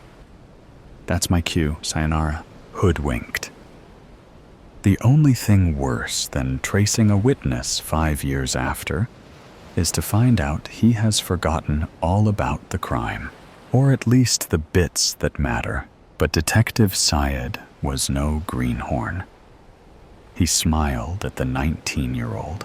who was sitting across the table devouring his second plate of chicken kafriel. So, is the chicken tangy enough? Yes, detective. Thank you for buying me lunch. Daniel D'Souza grinned, his cheeks still plump with the spicy treat tucked in. Not at all. Thanks for agreeing to meet me here. Detective Syed swirled the sparkling water, then took another swig. It was a hot April afternoon, and Baga Beach looked bare. I know it's hard for you to talk about it, but what you can tell me can save a life. The fork fell into the green sauce, and the young man picked it back up. He wiped the corners of his mouth with the paper napkin Britos had stacked at every table, and met Detective Syed's gaze. Sir, I was just 14 at the time and was visiting my uncle and helped him in his gallery that sold souvenirs and other knickknacks. Detective Syed completed the statement and cataloged the antiques. It was off-season, and he had very few customers walking in. So, you used to stay till the shop closed in the evening? Yes. And what time would it close? All shops in Panaji close around 8 p.m. I thought you knew it, the youngster snorted. So, you closed at 8 p.m. every evening? Yes. No exceptions? Not any that I can recall? Well, on the 30th of April, 2016, it was open at least till 9:30 p.m. Afterwards, the CCTV blanked out. Oh, it was the last day of the month. Maybe it was open for stock-taking, staying open late at night after a whole day of no business? Detective Syed cocked his left eyebrow. Detective, can I leave now? I'm not feeling too well, and I can't recall much. Daniel tried to slide out of his bamboo chair. The detective's eyes held steady. Daniel, I have not even started asking anything yet. And you know I'm going to get to it one way or the other. So, why don't you help me out here? I can be of no help to you, detective. I shouldn't even have come here. It was a mistake. Daniel got up and hobbled on the slippery sand. Detective Syed cleared his throat and said in a voice that rose above the waves that crashed outside, we went through the old CCTV footage. It shows someone coming out of the shop at 9:30 p.m. Daniel stopped in his tracks and turned. He walked back to the table and growled. You know, detective, I was a minor at the time and can't be charged with anything. True, but you could have been sent to a juvenile detention center. Could have been, but wasn't. Wait, for what? Daniel's face turned red. For whatever you didn't confess to, Detective Syed said in an even tone as he gestured for Daniel to sit down. We are not here to talk about it, though. We are here to discuss the footage we got from Tanishq Jewelry 3 days ago. Daniel's sported the same look as the fish kept on the ice at the entrance. So, Daniel, how about you sit down and I'll order you a bibinka? No, thanks. I'm full. What is it that you want to know? Daniel, on the night of 30th April 2016, between 9 to 10 p.m., robbers drilled a hole in the back wall of Swarna Jewelers and hauled the stuff worth INR 8 crore with them. As you already know, it's next to Pablo's gallery. You didn't hear anything? No. As my uncle said at the time, I was not there. Daniel rasped through a clenched jaw, which we know now is not true. How can you say that?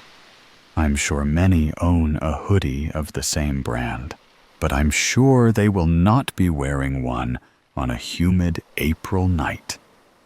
And who said anything about a hoodie? What hoodie? Daniel countered. Detective Syed let out a chuckle. He knew it was the best antidote for teenage bravado. Okay, the same one that the CCTV outside Tanishq captured 3 days ago. This one should be easier to remember. Daniel's face turned pale. What is the connection between the two? You tell me. The detective parleyed in a calm voice. Okay, I was helping my uncle at the store the night Swarna Jewelers was looted. But I swear, we didn't hear a thing. We had almost finished when a man in a dark blue hoodie turned up at the store asking for a lighter. He was wearing shades, and I found that suspicious. He didn't realize I was watching him as he took out his wallet and dropped a gun. My uncle at the register could not see it, but I did. The vase in my hand fell, and the next moment, the gun was pointed at me. Okay, what happened next? I can't remember what exactly happened. Daniel's eyes were like the floodgates about to be opened. Detective Syed leaned back on his tubby chair, rocked the back of his head in his knitted hands, and cajoled. Take a deep breath and try again. That bebinka is still on the offer? I think my uncle begged him to spare me. The man asked us to turn off the CCTV and stay in the shop, and left. Was that what happened? Yes. And you left the city the next day to return after 5 years? Yes. Only the new CCTV footage we found from Tanishq across the street tells a different story. Detective Syed leaned forward and drummed his fingers on the table. Which is? Daniel sniggered. The man in the hoodie never walked out of the gallery. Daniel's eyes went wide. But you said you saw him walk out. No, it was a 14-year-old who walked out wearing a dead man's hoodie. Daniel gulped air. Detective Syed half shut his eyes, scratched his chin, and continued, and walked back into Tanishq store 3 days ago. And quite possibly other places across Goa before that. I have a theory. He was tracked down by the fellow robbers of the dead man. They made him an offer he could not refuse. Be a part of their gang, or go to juvie for murder. Daniel's face went blank. He whispered in a trembling voice, nice theory. I came back as I got admission into a college in the city, which is a nice cover-up. Daniel, you don't have to tell me what happened at the gallery that night. And I think I know the reason why you wore the same hoodie. Which is? Supposing your theory is correct, you wanted to be rescued. Is that a possibility? Daniel's eyes begged, still too scared to be hopeful. Yes, if you can help nab the gang and finish eating bebinka, bloodlust. I was going to kill a man tonight. That's why I went to the party. It was an extravagant black tie affair thrown on a warm, late summer evening at the end of July, hosted by none other than Walter Adler, the richest man in town. Midnight was approaching, and with it, my deadline. I dressed the part, wearing a maroon dress with a corset torso and a slit up the thigh. My makeup was reminiscent of the famous women in 1950s-era America. I was, as they say, dressed to kill. This particular estate had been blessed with a ballroom perfect for gatherings such as these. I was on the second floor of the Galant mansion, leaning over the rail of a balcony overhanging a bar in the center of the house. I was at my perch, an elegant nighthawk waiting for my prey. I surveyed the scene when a beguiling young man leaning against the bar caught my eye. He was an eye-catcher, that's for sure. It wasn't the extravagant, attention-seeking purple suit jacket unbuttoned on his chest that caught my eye, nor was it the loose black tie around his neck, the slicked-back umber-brown hair, or the toothpick used as a substitute for some form of nicotine between his teeth. It was the bloody knuckles, the immature carmine scar along his left arm, and the vague outline of a tattoo of a scorpion stinger barely visible along the back of his neckline. That's when I knew he was the one. He was described in his profile almost identically to how he appeared. His demeanor confirmed what we knew of his personality, that he was egomaniacal, vainglorious, but unfortunately charismatic, and believes himself to be philanthropic. He was ingenious, devilishly handsome, and beyond intriguing. Surely only he could be the target I was assigned. It was such a shame I was going to have to kill him. There are plenty of ways to murder someone without any comprehension of observation on their part. In order to properly take the life of someone as smart as this particular gentleman, the key is to get him to notice the oddities engraved in your actions while providing enough of a distraction that he chalks it up to a beautiful dame's unfortunate personality. This man was no half-wit, but he was young, attractive, and vain. So I deduced that an old-fashioned plan of seduction would work out beautifully. For me, at least. I turned around and sauntered gallantly through the crowd of laughing and smiling wealthy people, all pretending to have not a care in the world. If their lives were really that easy, I'd be out of a job. I demanded my presence to be conceded to subtly and silently, as I smiled politely at those I walked past, muttering a few phrases of pardon along the way, all the while never taking my eyes off this mysterious, charming stranger. I made my way down the mahogany staircase and along the edge of the room absolutely packed with dancers. I managed to spot the bar at the very end of the room and strolled innocently towards it. I sat in the bar stool next to him, the curious stranger that had become my prey, and waited like a vampire in a doorway for just a few seconds before making direct eye contact. From this distance, he was even more of an engrossing sight. He had dark scruff resembling a goatee on his chin, perhaps a dozen small white scars along his hands, arms, and even one on his forehead, and he smelled vaguely of fire whiskey.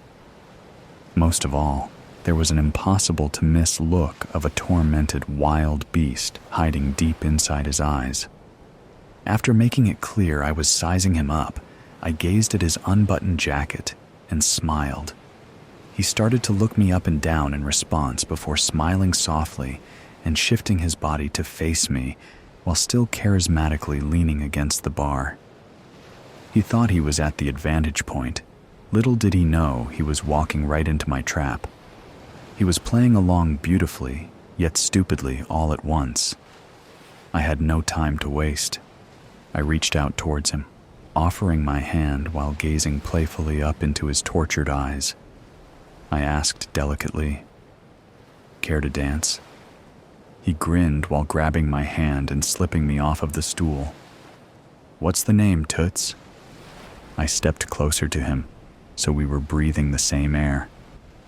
I became acutely aware of the fact that he was at least 5 inches taller than I was. "Does it matter what my name is, as long as we both have a good time?" He chuckled and grabbed me by the waist while leading me out onto the dance floor. "Fair enough, princess." I was guided by the small of my back to the center of the dance floor as a romantic song began to play.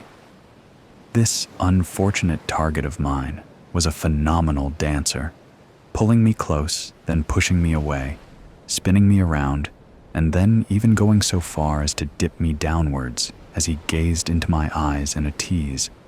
Then he'd stand me on my feet and dance with me normally as if he hadn't just nearly almost kissed me, coming close, but not close enough. Worst of all, he had made me want it, which was a curse so unforgivable I could hardly stand it. Dancing with him felt like heaven, which distracted me more than I'd ever like to admit. I wanted him when he was the last thing I should be wanting. I was on a mission. I don't feel things.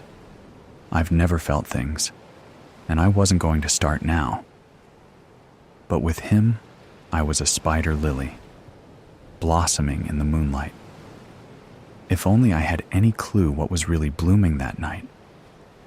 Perhaps I would have done things differently. If that were the case, maybe I wouldn't be dead. He spun me around, gracefully twirling me through a doorway into an empty library, away from the noise of the party. A nice, secluded area where no one could see us. We stopped our dance, and he smiled. "You're a good dancer." I beamed and glanced up at him. "You're not bad yourself."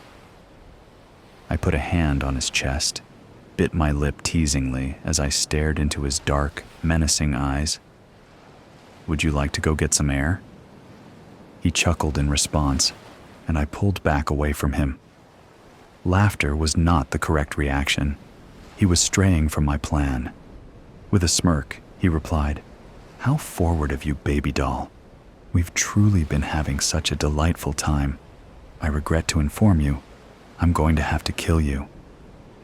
He pulled me closer again by the waist, refusing to let me escape. I furrowed my brows and scowled. The audacity. Who does this insolent, sorry excuse of an enemy mafia's champion think he is? It was my job to kill him, not the other way around. I was going to damn well make sure he knew that. I grabbed him by the tie and pulled downward, forcing him to drop to my eye level. "Watch it, teddy bear. I saw my target first and I never miss." "Bold of you to assume you didn't catch my eye as soon as you walked into the room."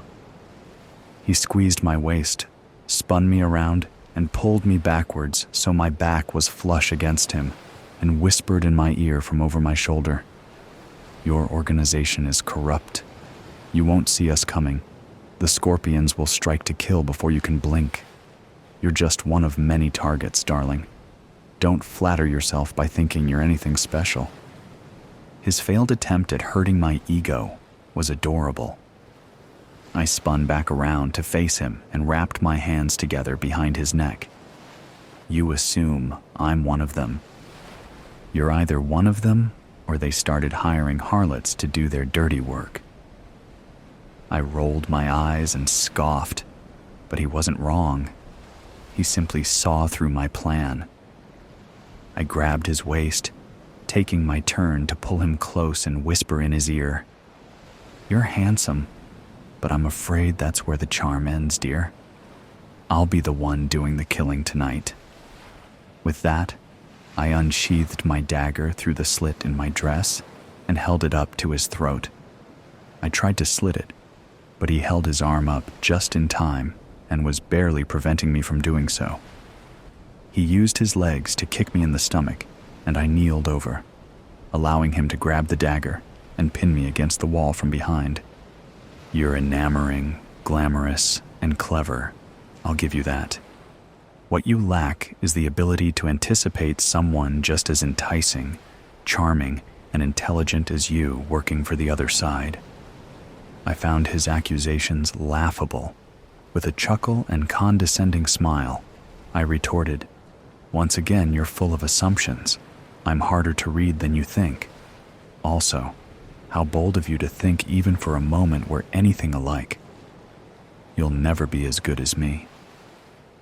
After all, I would have killed you by now if I was in your position." He grabbed my wrists, pinning them behind my back, and he dug the blade a centimeter into the back of my neck. I felt the cool rush of fresh blood trickle down and along my spine. "As good as you are at what, darling? This strange little game we play.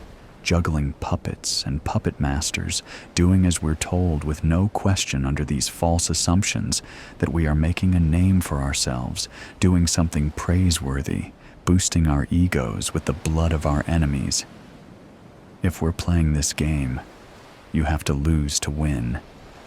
You and I are both losers, love. I used my entire body weight to shove into him with my torso, knocking the dagger out of his hands. Would you quit with all of the nicknames? I screamed as he twisted my wrists and pushed me harder against the wall in an attempt at pinning me. He started to breathe heavily in the struggle, but managed to say, "I would, if you'd give me your name." I kicked him hard over and over in an attempt to get him off of me. I practically screamed in frustration. "Ha, fair enough." He pulled us both backwards in a quick, jarring motion, shoved me to the floor as he let go of my wrists, brilliantly giving himself a few seconds of an advantage to bolt for the nearest open window overlooking the evening city lights. I propelled myself against the floor and jumped to my feet, turning to face him, still standing in the window. I didn't bother chasing after him. If he was going to jump out the window, pushing him wouldn't do him any harm, and it was too late to stop him at this point. So, I ran my hands through my hair and smiled. You could always still join me, you know. In a moment, he turned to face the fight-stained room. He smirked as he gazed at me with those haunted, gorgeous eyes. "Sorry, sweetheart, but I'm not interested in your sorry excuse of a mafia. You're nothing but a cult of bastards worshipping Miss Scarlet LaRue, and believe me, she isn't worth the hustle. Until next time, save a dance for me, darling." With that, he fell backwards out the window, robbing hookers. When the cab struck us, Mecca ricocheted off 7th Avenue South and died. Mecca was a stupid nickname for a first-generation Chinese guy from Queens. He always said that any woman would make the journey for his love. Even dead, he looked like a heart attack waiting to happen. Maybe he lost control of the motorcycle because of a heart attack. Overeaters should not be getaway drivers. A siren wailed. There's always a siren in the city. But Mecca was past that siren's help, and me, I didn't want it. I picked up the bag and limped toward the Bowery. Star. At home, I sat by an open window, swatting gnats and biting my tongue as rubbing alcohol seeped into the gashes on my knees. Garbage wafted in the breeze. Everything surrenders during summer in the city. It would be my luck to rob an in-call service, then die from an infection caused by a motorcycle wreck during the getaway. A small bag of clothes and the money sat by the door. I had planned to leave for Port Authority right away, but surrendered to the Chinatown futon instead. When I woke up, I opened another beer and wondered about the protocol for riding a bus cross-country drunk. What the fuck? It's not like it's first-class transportation, or like they'll ask me to drive. I can be drunk, I thought. But I definitely needed to shower because I'd kill anyone who sat next to me on a bus smelling like I smelled. Jesus Christ, heading west is always such a big deal. Seems like no one ever heads west without someone dying, I thought. I still think that. Mecca drove like a maniac the first night we met at a bar in the East Village. I needed someone to buy me drinks. He said he'd buy me dinner too. The bike flew toward the West Village like a shooting star that sizzled to its demise at an outdoor cafe full of hopefuls searching for a spark or some such fuckery. He slurped a lot of fettuccine. I sipped a lot of Chianti. You were a Soho boomer? I couldn't care less. Really, I couldn't. But he was buying, so I pretended to care. Yeah, a loft baby. My parents own a laundromat in Flushing, and they gave me money to invest in a .com, which went under. Then they gave me money to open a skate shop in the East Village. It's high roller. I ball. You skate? Fuck no, but I don't have to. I just have to make sure others do. What does your beautiful self do all day? Temperature. As a receptionist mostly. I cater sometimes. I studied art, painting and drawing. A few years ago, I was featured as part of a new artists show at a gallery. No one bought anything. Then 9/11ths, the gallery closed. Hey, maybe you can draw some designs for the shop. You sure you're not hungry? Eating kept me from getting sloppy drunk and forgetting. I raised my glass to not eating. He pointed his fork. Sauce splattered my nose. You need to paint and shit. Be an artist and shit. Let's make you one and shit. Star. A few months later, his shop closed. Temp jobs ceased. It was the second September 11th death toll. Mecca, a baller no more, depended on family money to survive while buying me groceries, carrying the bags up 6 flights while I rearranged cabinets to make room for all the things he liked to eat while hanging out at my place. You like these? God, oh God, I love the creamy center. Have one, he said, ripping open a plastic-wrapped cake with his teeth. I shook my head. Not eating meant not keeping up with time or when I last left the apartment. No work meant no reason to leave. After 97 years in New York City, the insurance office where I temped succumbed to 2 planes that didn't hit it. Catering dried up. I wondered if there was somewhere else and wondered how long until the rest of the country wondered if there was somewhere else. Everyone said it was all Bush's fault, but he didn't have enough sense for it to be all his fault. The world wanted to blow us up. Someone blow me up, I thought. I just wanted to disappear more than anything. I was so far behind on rent, I didn't think winning the lottery could pay it off. Mecca went to the bathroom. I opened the window. Outside, restaurant supply and lighting stores floundered alongside bars in the wild frontier remnants of Bowery bums and SROs. In the 1700s, the Bowery sprawled with green. Giant bugs swam through the marshland. Natives hunted. Europeans came to see what's what. Natives became red. Europeans became white. Everyone saw the colors of the faces instead of the colors of the land. The swamps dried up and the buildings built up. People died. People were born. They died. Bugs survived. I flicked one into the frontier. A little girl looked up and flipped me off. Mecca approached from behind, sniffing my hair. I moved to the futon. He got another cake.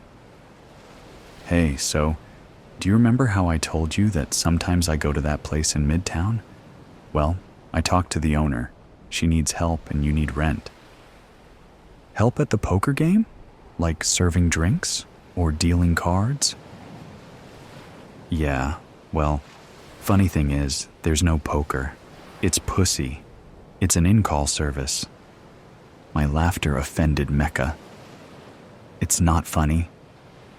Sorry. I never realized you were that lonely. He shrugged. It's not loneliness. It's convenience. You keep turning me down and you know a man like me has needs. Don't piss me off.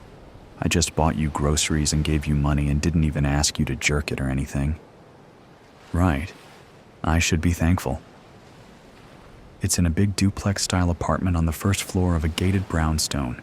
Very safe. She needs someone to book clients. You're a receptionist, so why not? Oh, yes, well, I moved here to be a receptionist, you know. Everyone knows artists need day jobs before hitting it big, and you'd only work a few shifts a week. The rest of your days are free to paint. The money's great. You can buy art supplies. All the girls tip the bookers. Some of the clients do too. I do. Just meet the owner. So I did. Star. 2 days later, I met Tiffany's Diamond at a Mexican place in Hell's Kitchen. Her skin reminded me of an avocado. She spewed guacamole when she spoke, which was often. You know how it is. Us career women can't trust small-time bitches with the books, plus we gotta watch our men. Jesus, ain't it awful?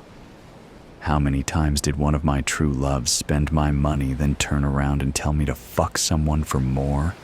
Glad I run things now. I really did not have a reply for that, so sipped my beer, hoping a nod and a smile sufficed. Cops and politicians are some of my best clients. I have top-notch security too. You'll be safe. Coming in as a phone girl shows initiative, and if you want, you can take some clients too. You got a not-so-hard look that men like for the girlfriend requests. All my girls look like whores that have a side job as gladiators, though you and I both know a man will fuck this here burrito if nothing else is around, she said, bean juice dripping down her chin. Just keep it in mind. For now, I'll show you how to know who's a legit client and who's not. If you keep things classy, you know, keep the towels and soap stocked so the girls can wash their pussies, we'll get along just fine. She smiled, trying to use one of the tortilla chips as a toothpick, then ate it. That might be the moment I decided that I hated her. Tiffany's diamond, a hooker without a heart of gold. Star. She used an intercom for clients, and they had to provide a password after buzzing the apartment. The work was okay for a while, but I kept wondering about that somewhere else. When I realized that she didn't use cameras, and she didn't plan on replacing the security guy she fired for eating her leftover guacamole, I decided to rob her. I knew where she kept the cash. I knew where she kept her guns and knives. I knew Mecca would help me because his first-generation parents were tired of his antics. They worked hard. None of us did. Star, Mecca, and I waited by the gate for someone to exit. Then we waited for someone else to come out of the building. We acted like we'd been looking for a key, then walked in, sliding ski masks over our heads as we approached the door. When one of the girls brought out the garbage, we forced our way in, shoving everyone into a bedroom. Tiffany's reached under the couch cushion for her gun. I knew the gun wasn't there because I moved all the weapons the last time I worked. Mecca shoved everyone into a bedroom and told them sit on the floor, heads down, while I emptied out the cash from the hiding spots. I had to keep an eye on Mecca too, because he was so nervous that he forgot to pack 2 helmets. The gun shook in his hand. We had agreed not to talk. Then he talked, and even worse, he said my name. "Let's go, Lori." I knew Tiffany's heard him.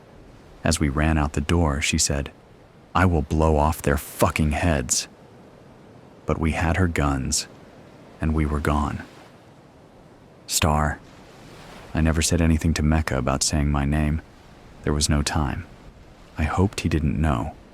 I hoped he died a hero in his own mind. He thought he was helping me, and he died thinking I'd show him around California. And honestly, it was my day off. And I'm pretty short, so it's not like it would be that hard for even Tiffany's to figure out I was behind one of the ski masks.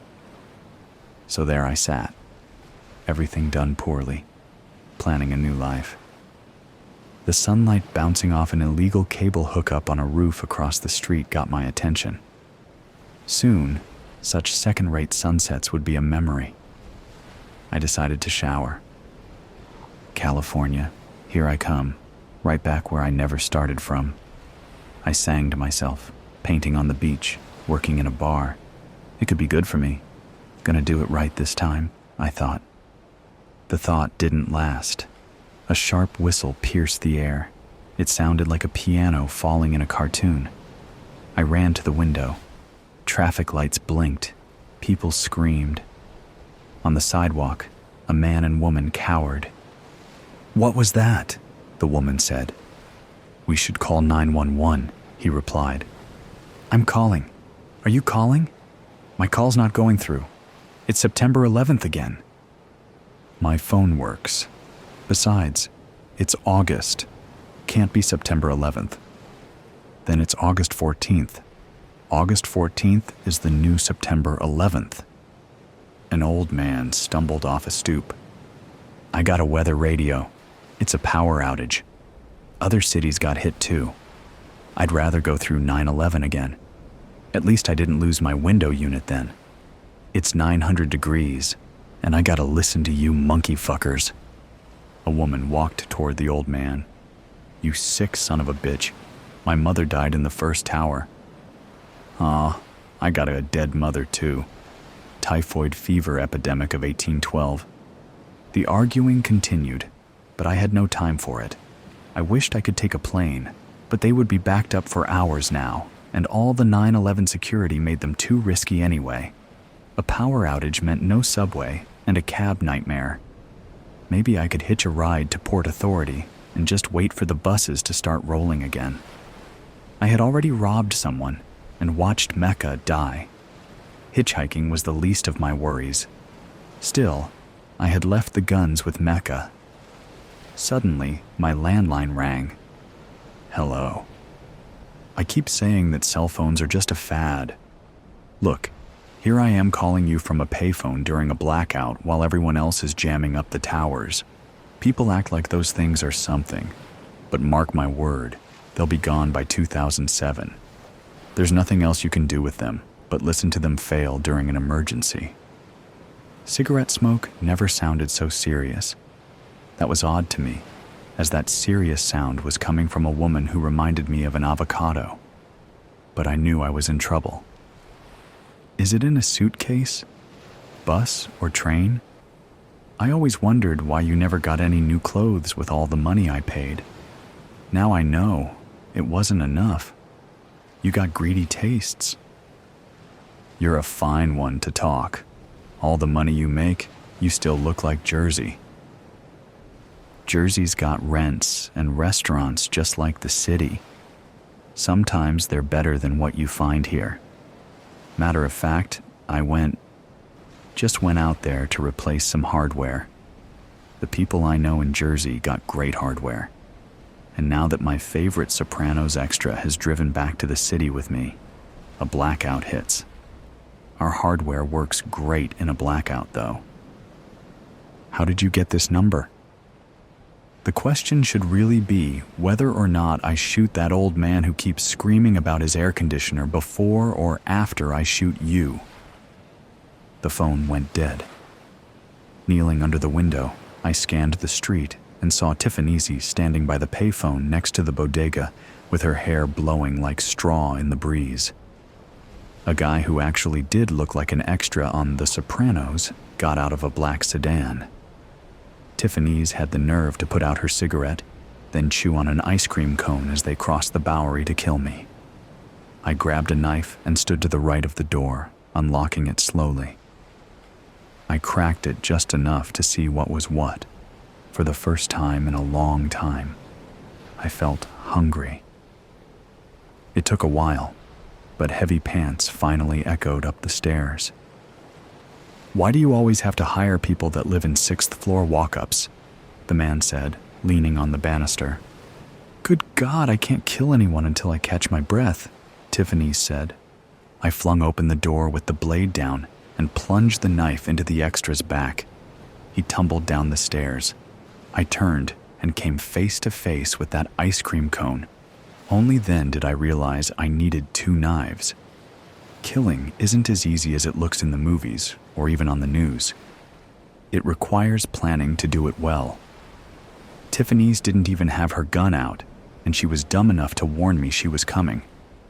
But living as I live now, I know that the criminal mastermind is a thing of fiction. Most criminals suffer from egos, not masterminds. Crime, or life, just comes down to thinking you can take and eat and move on. I decided that I was ready to move on and find out about that somewhere else. I shoved her against the wall. White powder glistened on the edge of her nostril. The ice cream fell to the floor, which probably infuriated her more than anything. She growled. I growled, sinking my teeth into her nose. Her nails pierced my scalp. I pulled back and wrapped my hands around her neck, then squeezed until she died. Maybe I should say more after all these years, but that's how I think of it because I can't think about it. I ran back into the apartment and grabbed the money and bag. I realized that I needed something to help carry them because of the blackout, so I grabbed my mini grocery cart. If I could roll a mini grocery cart from the Bowery to Port Authority, I could find that somewhere else. I told myself to put 1 foot forward. I didn't look at the extra when I passed him in the hallway. I just kept moving. Manhattan's easy to walk, I thought. The blackout won't last forever. I can disappear, I told myself, wiping sweat from my eyes. All I have to do is endure one hell of a bus ride with a few stops in between.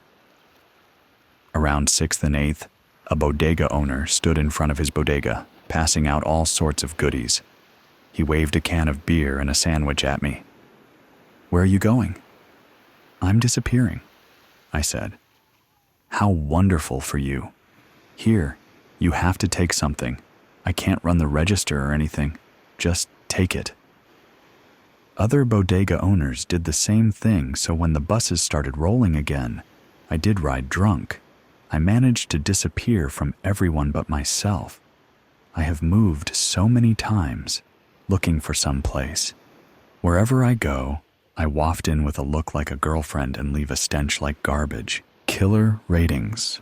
The stealth drone hovered over the backyard of the suburban house, its camera zooming in close to its subject. A boy, kneeling on the lawn, in one hand a praying mantis, the other a pair of tweezers. Holding the insect close to his expressionless face, he slowly ripped the legs off the mantis. Then once that task was completed, immersed the body in a jar of water that lay on the grass in front of him until the insect stopped struggling and was still. A thin smile played across the boy's face. "Hey, Dave," Richie called out across the bustling studio of Hitchcock Media Enterprises. "Come take a look at this. Think we have a future winner here." Dave looked up from his editing station and walked over to the Richie's terminal, where the balding heavyset man was reviewing the drone footage. "Check this." Richie clicked the play button. "I reckon we got ourselves a classic Type C." Dave watched the replay and nodded.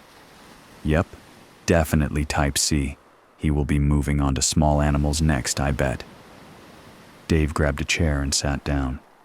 "What backstory have you got on him so far?" Richie pulled up a file onto the terminal screen. "Let's see. We got a 14-year-old kid, only child, with single-parent mother. Never knew his father." He scrolled down. "Mother is a Christian fundamentalist, breastfed the kid until he was 2 years old." Narrowed his eyes. "Oh, and get this. She would hop into the bath with him every night and sponge him clean up until he was 10 when he started getting erections." Dave barked a short laugh. "Jesus, where do these people come from?" He leant back in the chair. In the future, people would look back on this time as the era of surveillance, where nothing could be hidden unless you were the rich elite. Still, it made their job a hell of a lot easier, which was to make a shitload of money off human misery. Dave liked to think they were performing a necessary evil, like a safety valve on the pressure cooker that was modern society.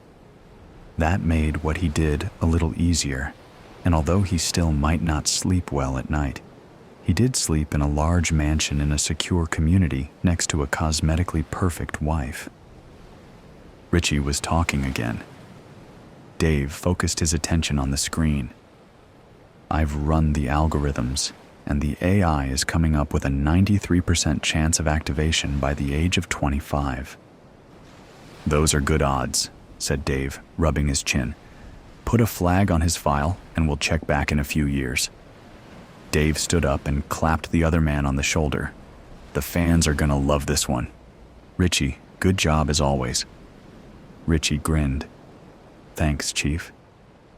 Dave returned to his desk, where he was currently editing the latest true crime documentary, to be released later that month. This one was a typical Type B case, a nurse who had been stealthily killing cancer patients by injecting air into their IV drips. A pretty mundane, angel of death scenario, but HME had gotten onto her pretty quick, so the broadcasting and publishing rights hadn't cost an arm and a leg. Dave didn't think ratings would be that great, but they had managed to get some decent footage from the hospital and the journal the nurse had written, so it would be worth syndicating to make a bit more profit. HME's documentaries were some of the highest rating reality shows on Downstream, and let's face it, that's all that existed on mass social media these days. But things had been a little lean of late, and they needed a big, high-profile case. Dave considered Richie's latest find. Type C cases were always male, of low to average intelligence, with suppressed trauma from childhood caused by a family member, and would exhibit acts of violence around the onset of adolescence. The victims were usually female and involved sexual violence or torture before death. We need another Ted Bundy or Richard Ramirez, Dave thought. They don't make 'em like they used to. Dave chuckled. Imagine if we could have got those guys to sign, we would be drowning in royalties. Still shaking his head in amusement, he wandered over to the publicity department. A tall, angular-looking woman, poring over some glossy printouts at her desk, looked up at his approach. "Hey, Dave. How can I help you?" "Hey, Jenny. Just wondering if Anthony is around." Jenny pursed her lips. "He was on sick leave, I think." She checked the screen in front of her. He was supposed to be back a few days ago, but I haven't seen him. Maybe he needed some more time off." Okay. I guess it's hard to find good help these days, eh?" Jenny laughed politely. Dave leaned against the desk. "Look, maybe you can help me. I'm trying to come up with a catchphrase for the latest doco, but I'm stumped." Jenny furrowed her brow in concentration. "That's the nurse one, right?" Dave nodded. And she was an elderly type as well." Her eyes lit up, and she clicked her fingers. "How about the matron of mercy?" Dave contemplated the idea. That's great." He gave Jenny a thumbs up. "It'll play well, considering all the victims were terminal patients anyway. Make for some nice, wholesome family viewing." Jenny gave an absent-minded smile as she returned to her work. Dave was just finishing off the credits for the nurse documentary when one of the interns came rushing over, flustered and red-faced. "Sir, I think we have something big," the young man said breathlessly. "Maybe even a possible Type A." Dave pointed. "Juan, isn't it?" He prided himself on knowing all the names of his staff, even down to the Gophers. "Look, calm down. Take a seat and tell me what you've got." The intern sat down and held out a tablet. "We just received some info from one of our talent scouts out in San Francisco. Female, body count of 2, high likelihood of Type A." Dave glanced at the picture. Pretty blonde, with freckles and all, a real girl-next-door beauty. He felt a thrill of exhilaration run through him. A Type A was the rarest of the rare, a serial murderer who was charismatic, highly intelligent, and usually politically or ideologically motivated. They were also the most difficult ones to get to sign on the dotted line. "Okay, I'm going to need more details here." Juan read from the screen in his hand. Gordon Calloway, the third CEO of the hedge fund Armada Lombard, was found strangled to death in his penthouse suite at the Regency in LA 6 days ago. Our surveillance picked up this woman leaving the room soon after the time of death. Then she just seemed to disappear. The young man licked his lips. Then 2 days ago, a male body was found in a 4th-floor room of the Fairmont in San Francisco. His skin had been totally removed by a surgical device, most likely a scalpel. As a result, the deceased is yet to be identified. He paused and looked at Dave. The same woman was again detected by our surveillance leaving the scene. Dave raised his eyebrows. 2 different methods of killing. Now that was unusual, even for a Type A. This was getting better and better. Now, you are going to love this. The intern smiled. We have ID on the suspect. Her name is Samantha Bronte, 21 years old and currently studying a master's degree in criminology and comp science at New York University. Dave opened his mouth to speak, but Juan held up his hand. And this is the clincher. Her parents were the last victims of one Simon Peters. Dave felt his jaw drop. Simon Peters, aka the Cuckold Strangler? His doco from 4 years ago was one of the highest rating of all time. Jesus Christ, this is insane. "Hey, Richie," he yelled out. "Get over here pronto." "What is it?" Richie asked, eyes gleaming. He could tell when something good was going on. "Simon Peters, give us a recap." Okay. So his MO was prowling the motor inns of West Florida, where he would stalk and choose his victims, always middle-class couples. Richie scratched his cheek thoughtfully. He would break into their room early in the morning, tie the couple up at gunpoint, rape and strangle the woman in front of her partner, then slit the guy's throat with a hunting knife. He did us a big favor as well by recording the last 2 murders with his phone. Richie looked down at his hands. Of course, we couldn't use such explicit footage for our feature, but somehow, he winked at Dave. Somehow the footage made its way to the dark web, and the notoriety of that boosted our ratings tenfold. Dave let out a breath. There must be some connection here, but that's not important right now. We need to track this Samantha down, and fast. Dave and Richie exchanged knowing looks. "This is big," Dave said. "Possibly the biggest thing we've ever seen."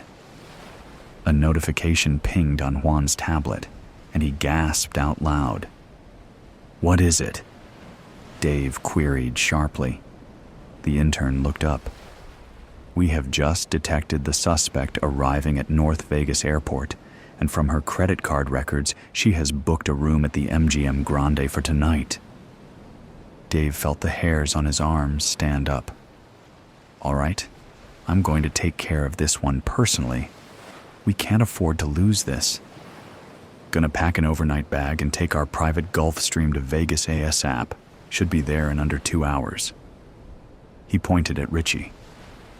"Organize a car for me and alert everyone that it's all hands on deck." Richie nodded briskly. "Will do. And good luck, Dave." Dave arrived at the MGM in the early evening, the desert sunset casting an eerie blood-like haze across the dusty parking lot. The hotel lobby was relatively quiet, a few tourist groups checking in, and a scattering of people at the bar. He looked down at the picture on his phone and scanned the area. Nope, not here. Dave fought down a wave of frustration. Okay, gotta stay calm. He glanced at the bar. "I'll grab a drink and wait." He ordered a beer, and the gorgeous raven-haired woman next to him gave him a tentative smile. He nodded briskly. "Any other time I'd be interested, but it's all business right now, sweetie." He took his drink and sat down at a table, which commanded a view of the lobby entrance and the elevators leading to the suites. This was the crucial moment, the first contact. He found most of the time the killer was flattered, both by the money offered and the chance at infamous immortality. Their name remembered long after the victims had been forgotten. Most of the time. His phone started ringing. "Hello?" It was Richie. "Dave, we got a problem. We've checked the hotel camera and there is no sign of our target, coming or going. Looks like we got scammed." Dave sighed bitterly. Damn it, well, she must be in Vegas somewhere. He looked out the entrance. It was dark now, with the first stars appearing in the velvet night. Look, I'm gonna stay here for a while. Keep your eyes and ears open and let me know if anything develops. Roger that, Richie replied. Dave sighed again. Might as well get another beer. The dark-haired lady was still at the bar, a few whiskeys in by the looks of the glasses in front of her. She looked at him from under lowered eyelids. I was watching you. Looks like you've been stood up. Dave flashed a wry grin. Yeah, you could say that.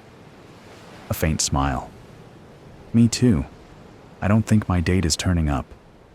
She gave him a sultry glance. Look, I have a room here and a bottle of sparkling on ice waiting for me. Want to come up and have a nightcap? Dave chuckled. Still got it. Sure, why not? Maybe we can salvage something out of this shitty situation. Her room was on the 12th floor with an impressive view of the Strip. As she was closing the door behind them, Dave asked, Hey, I didn't catch your name? Oh, how rude of me. It's Samantha, she replied breathily, just as he felt a sharp pinprick, and then everything went black. He awoke groggily, unable to move. After a quick assessment, he realized that was because his hands and feet were restrained with zip ties, and he was lying on a bed with duct tape holding him down. Awake now, my little Dave?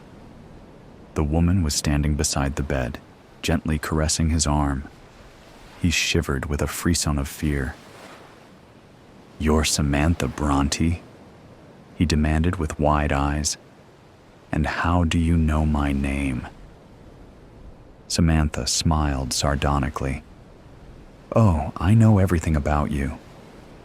She sat down on the edge of the bed. You fell into my trap like such a good little boy. But how? Dave stammered. You'd be surprised at what you can do with a degree in computer science. She continued stroking him with her fingernails. Especially when you have HME's login details from a loyal employee. She took something from the bedside table and plopped it onto his chest with a sickening squelch. I don't think your buddy Anthony is going to be coming back to work anytime soon. He gazed at the reddish-colored object with growing horror. Holy shit, it was his skin. It was Anthony's skin. Samantha dug her nails into his arm viciously. Dave cried out in pain. Do you know what it's like to lose your parents in the most hideous way, and then to have their violation watched again and again by your millions of depraved fans? Dave gasped. Look, honey, we don't make these killers. We just make them famous. If not us, then someone else would. I'm not so sure. Samantha's voice dripped pure venom. But you're going to find out, all of you, what a really dedicated serial killer can do. She took something from under the bed. You and your puerile nicknames. It's only poetic justice to return the favor. Do you recall one of your first documentaries? Samantha stood up. I believe it was called The Boston Bludgeoner. The rusty sledgehammer was the last thing Dave saw.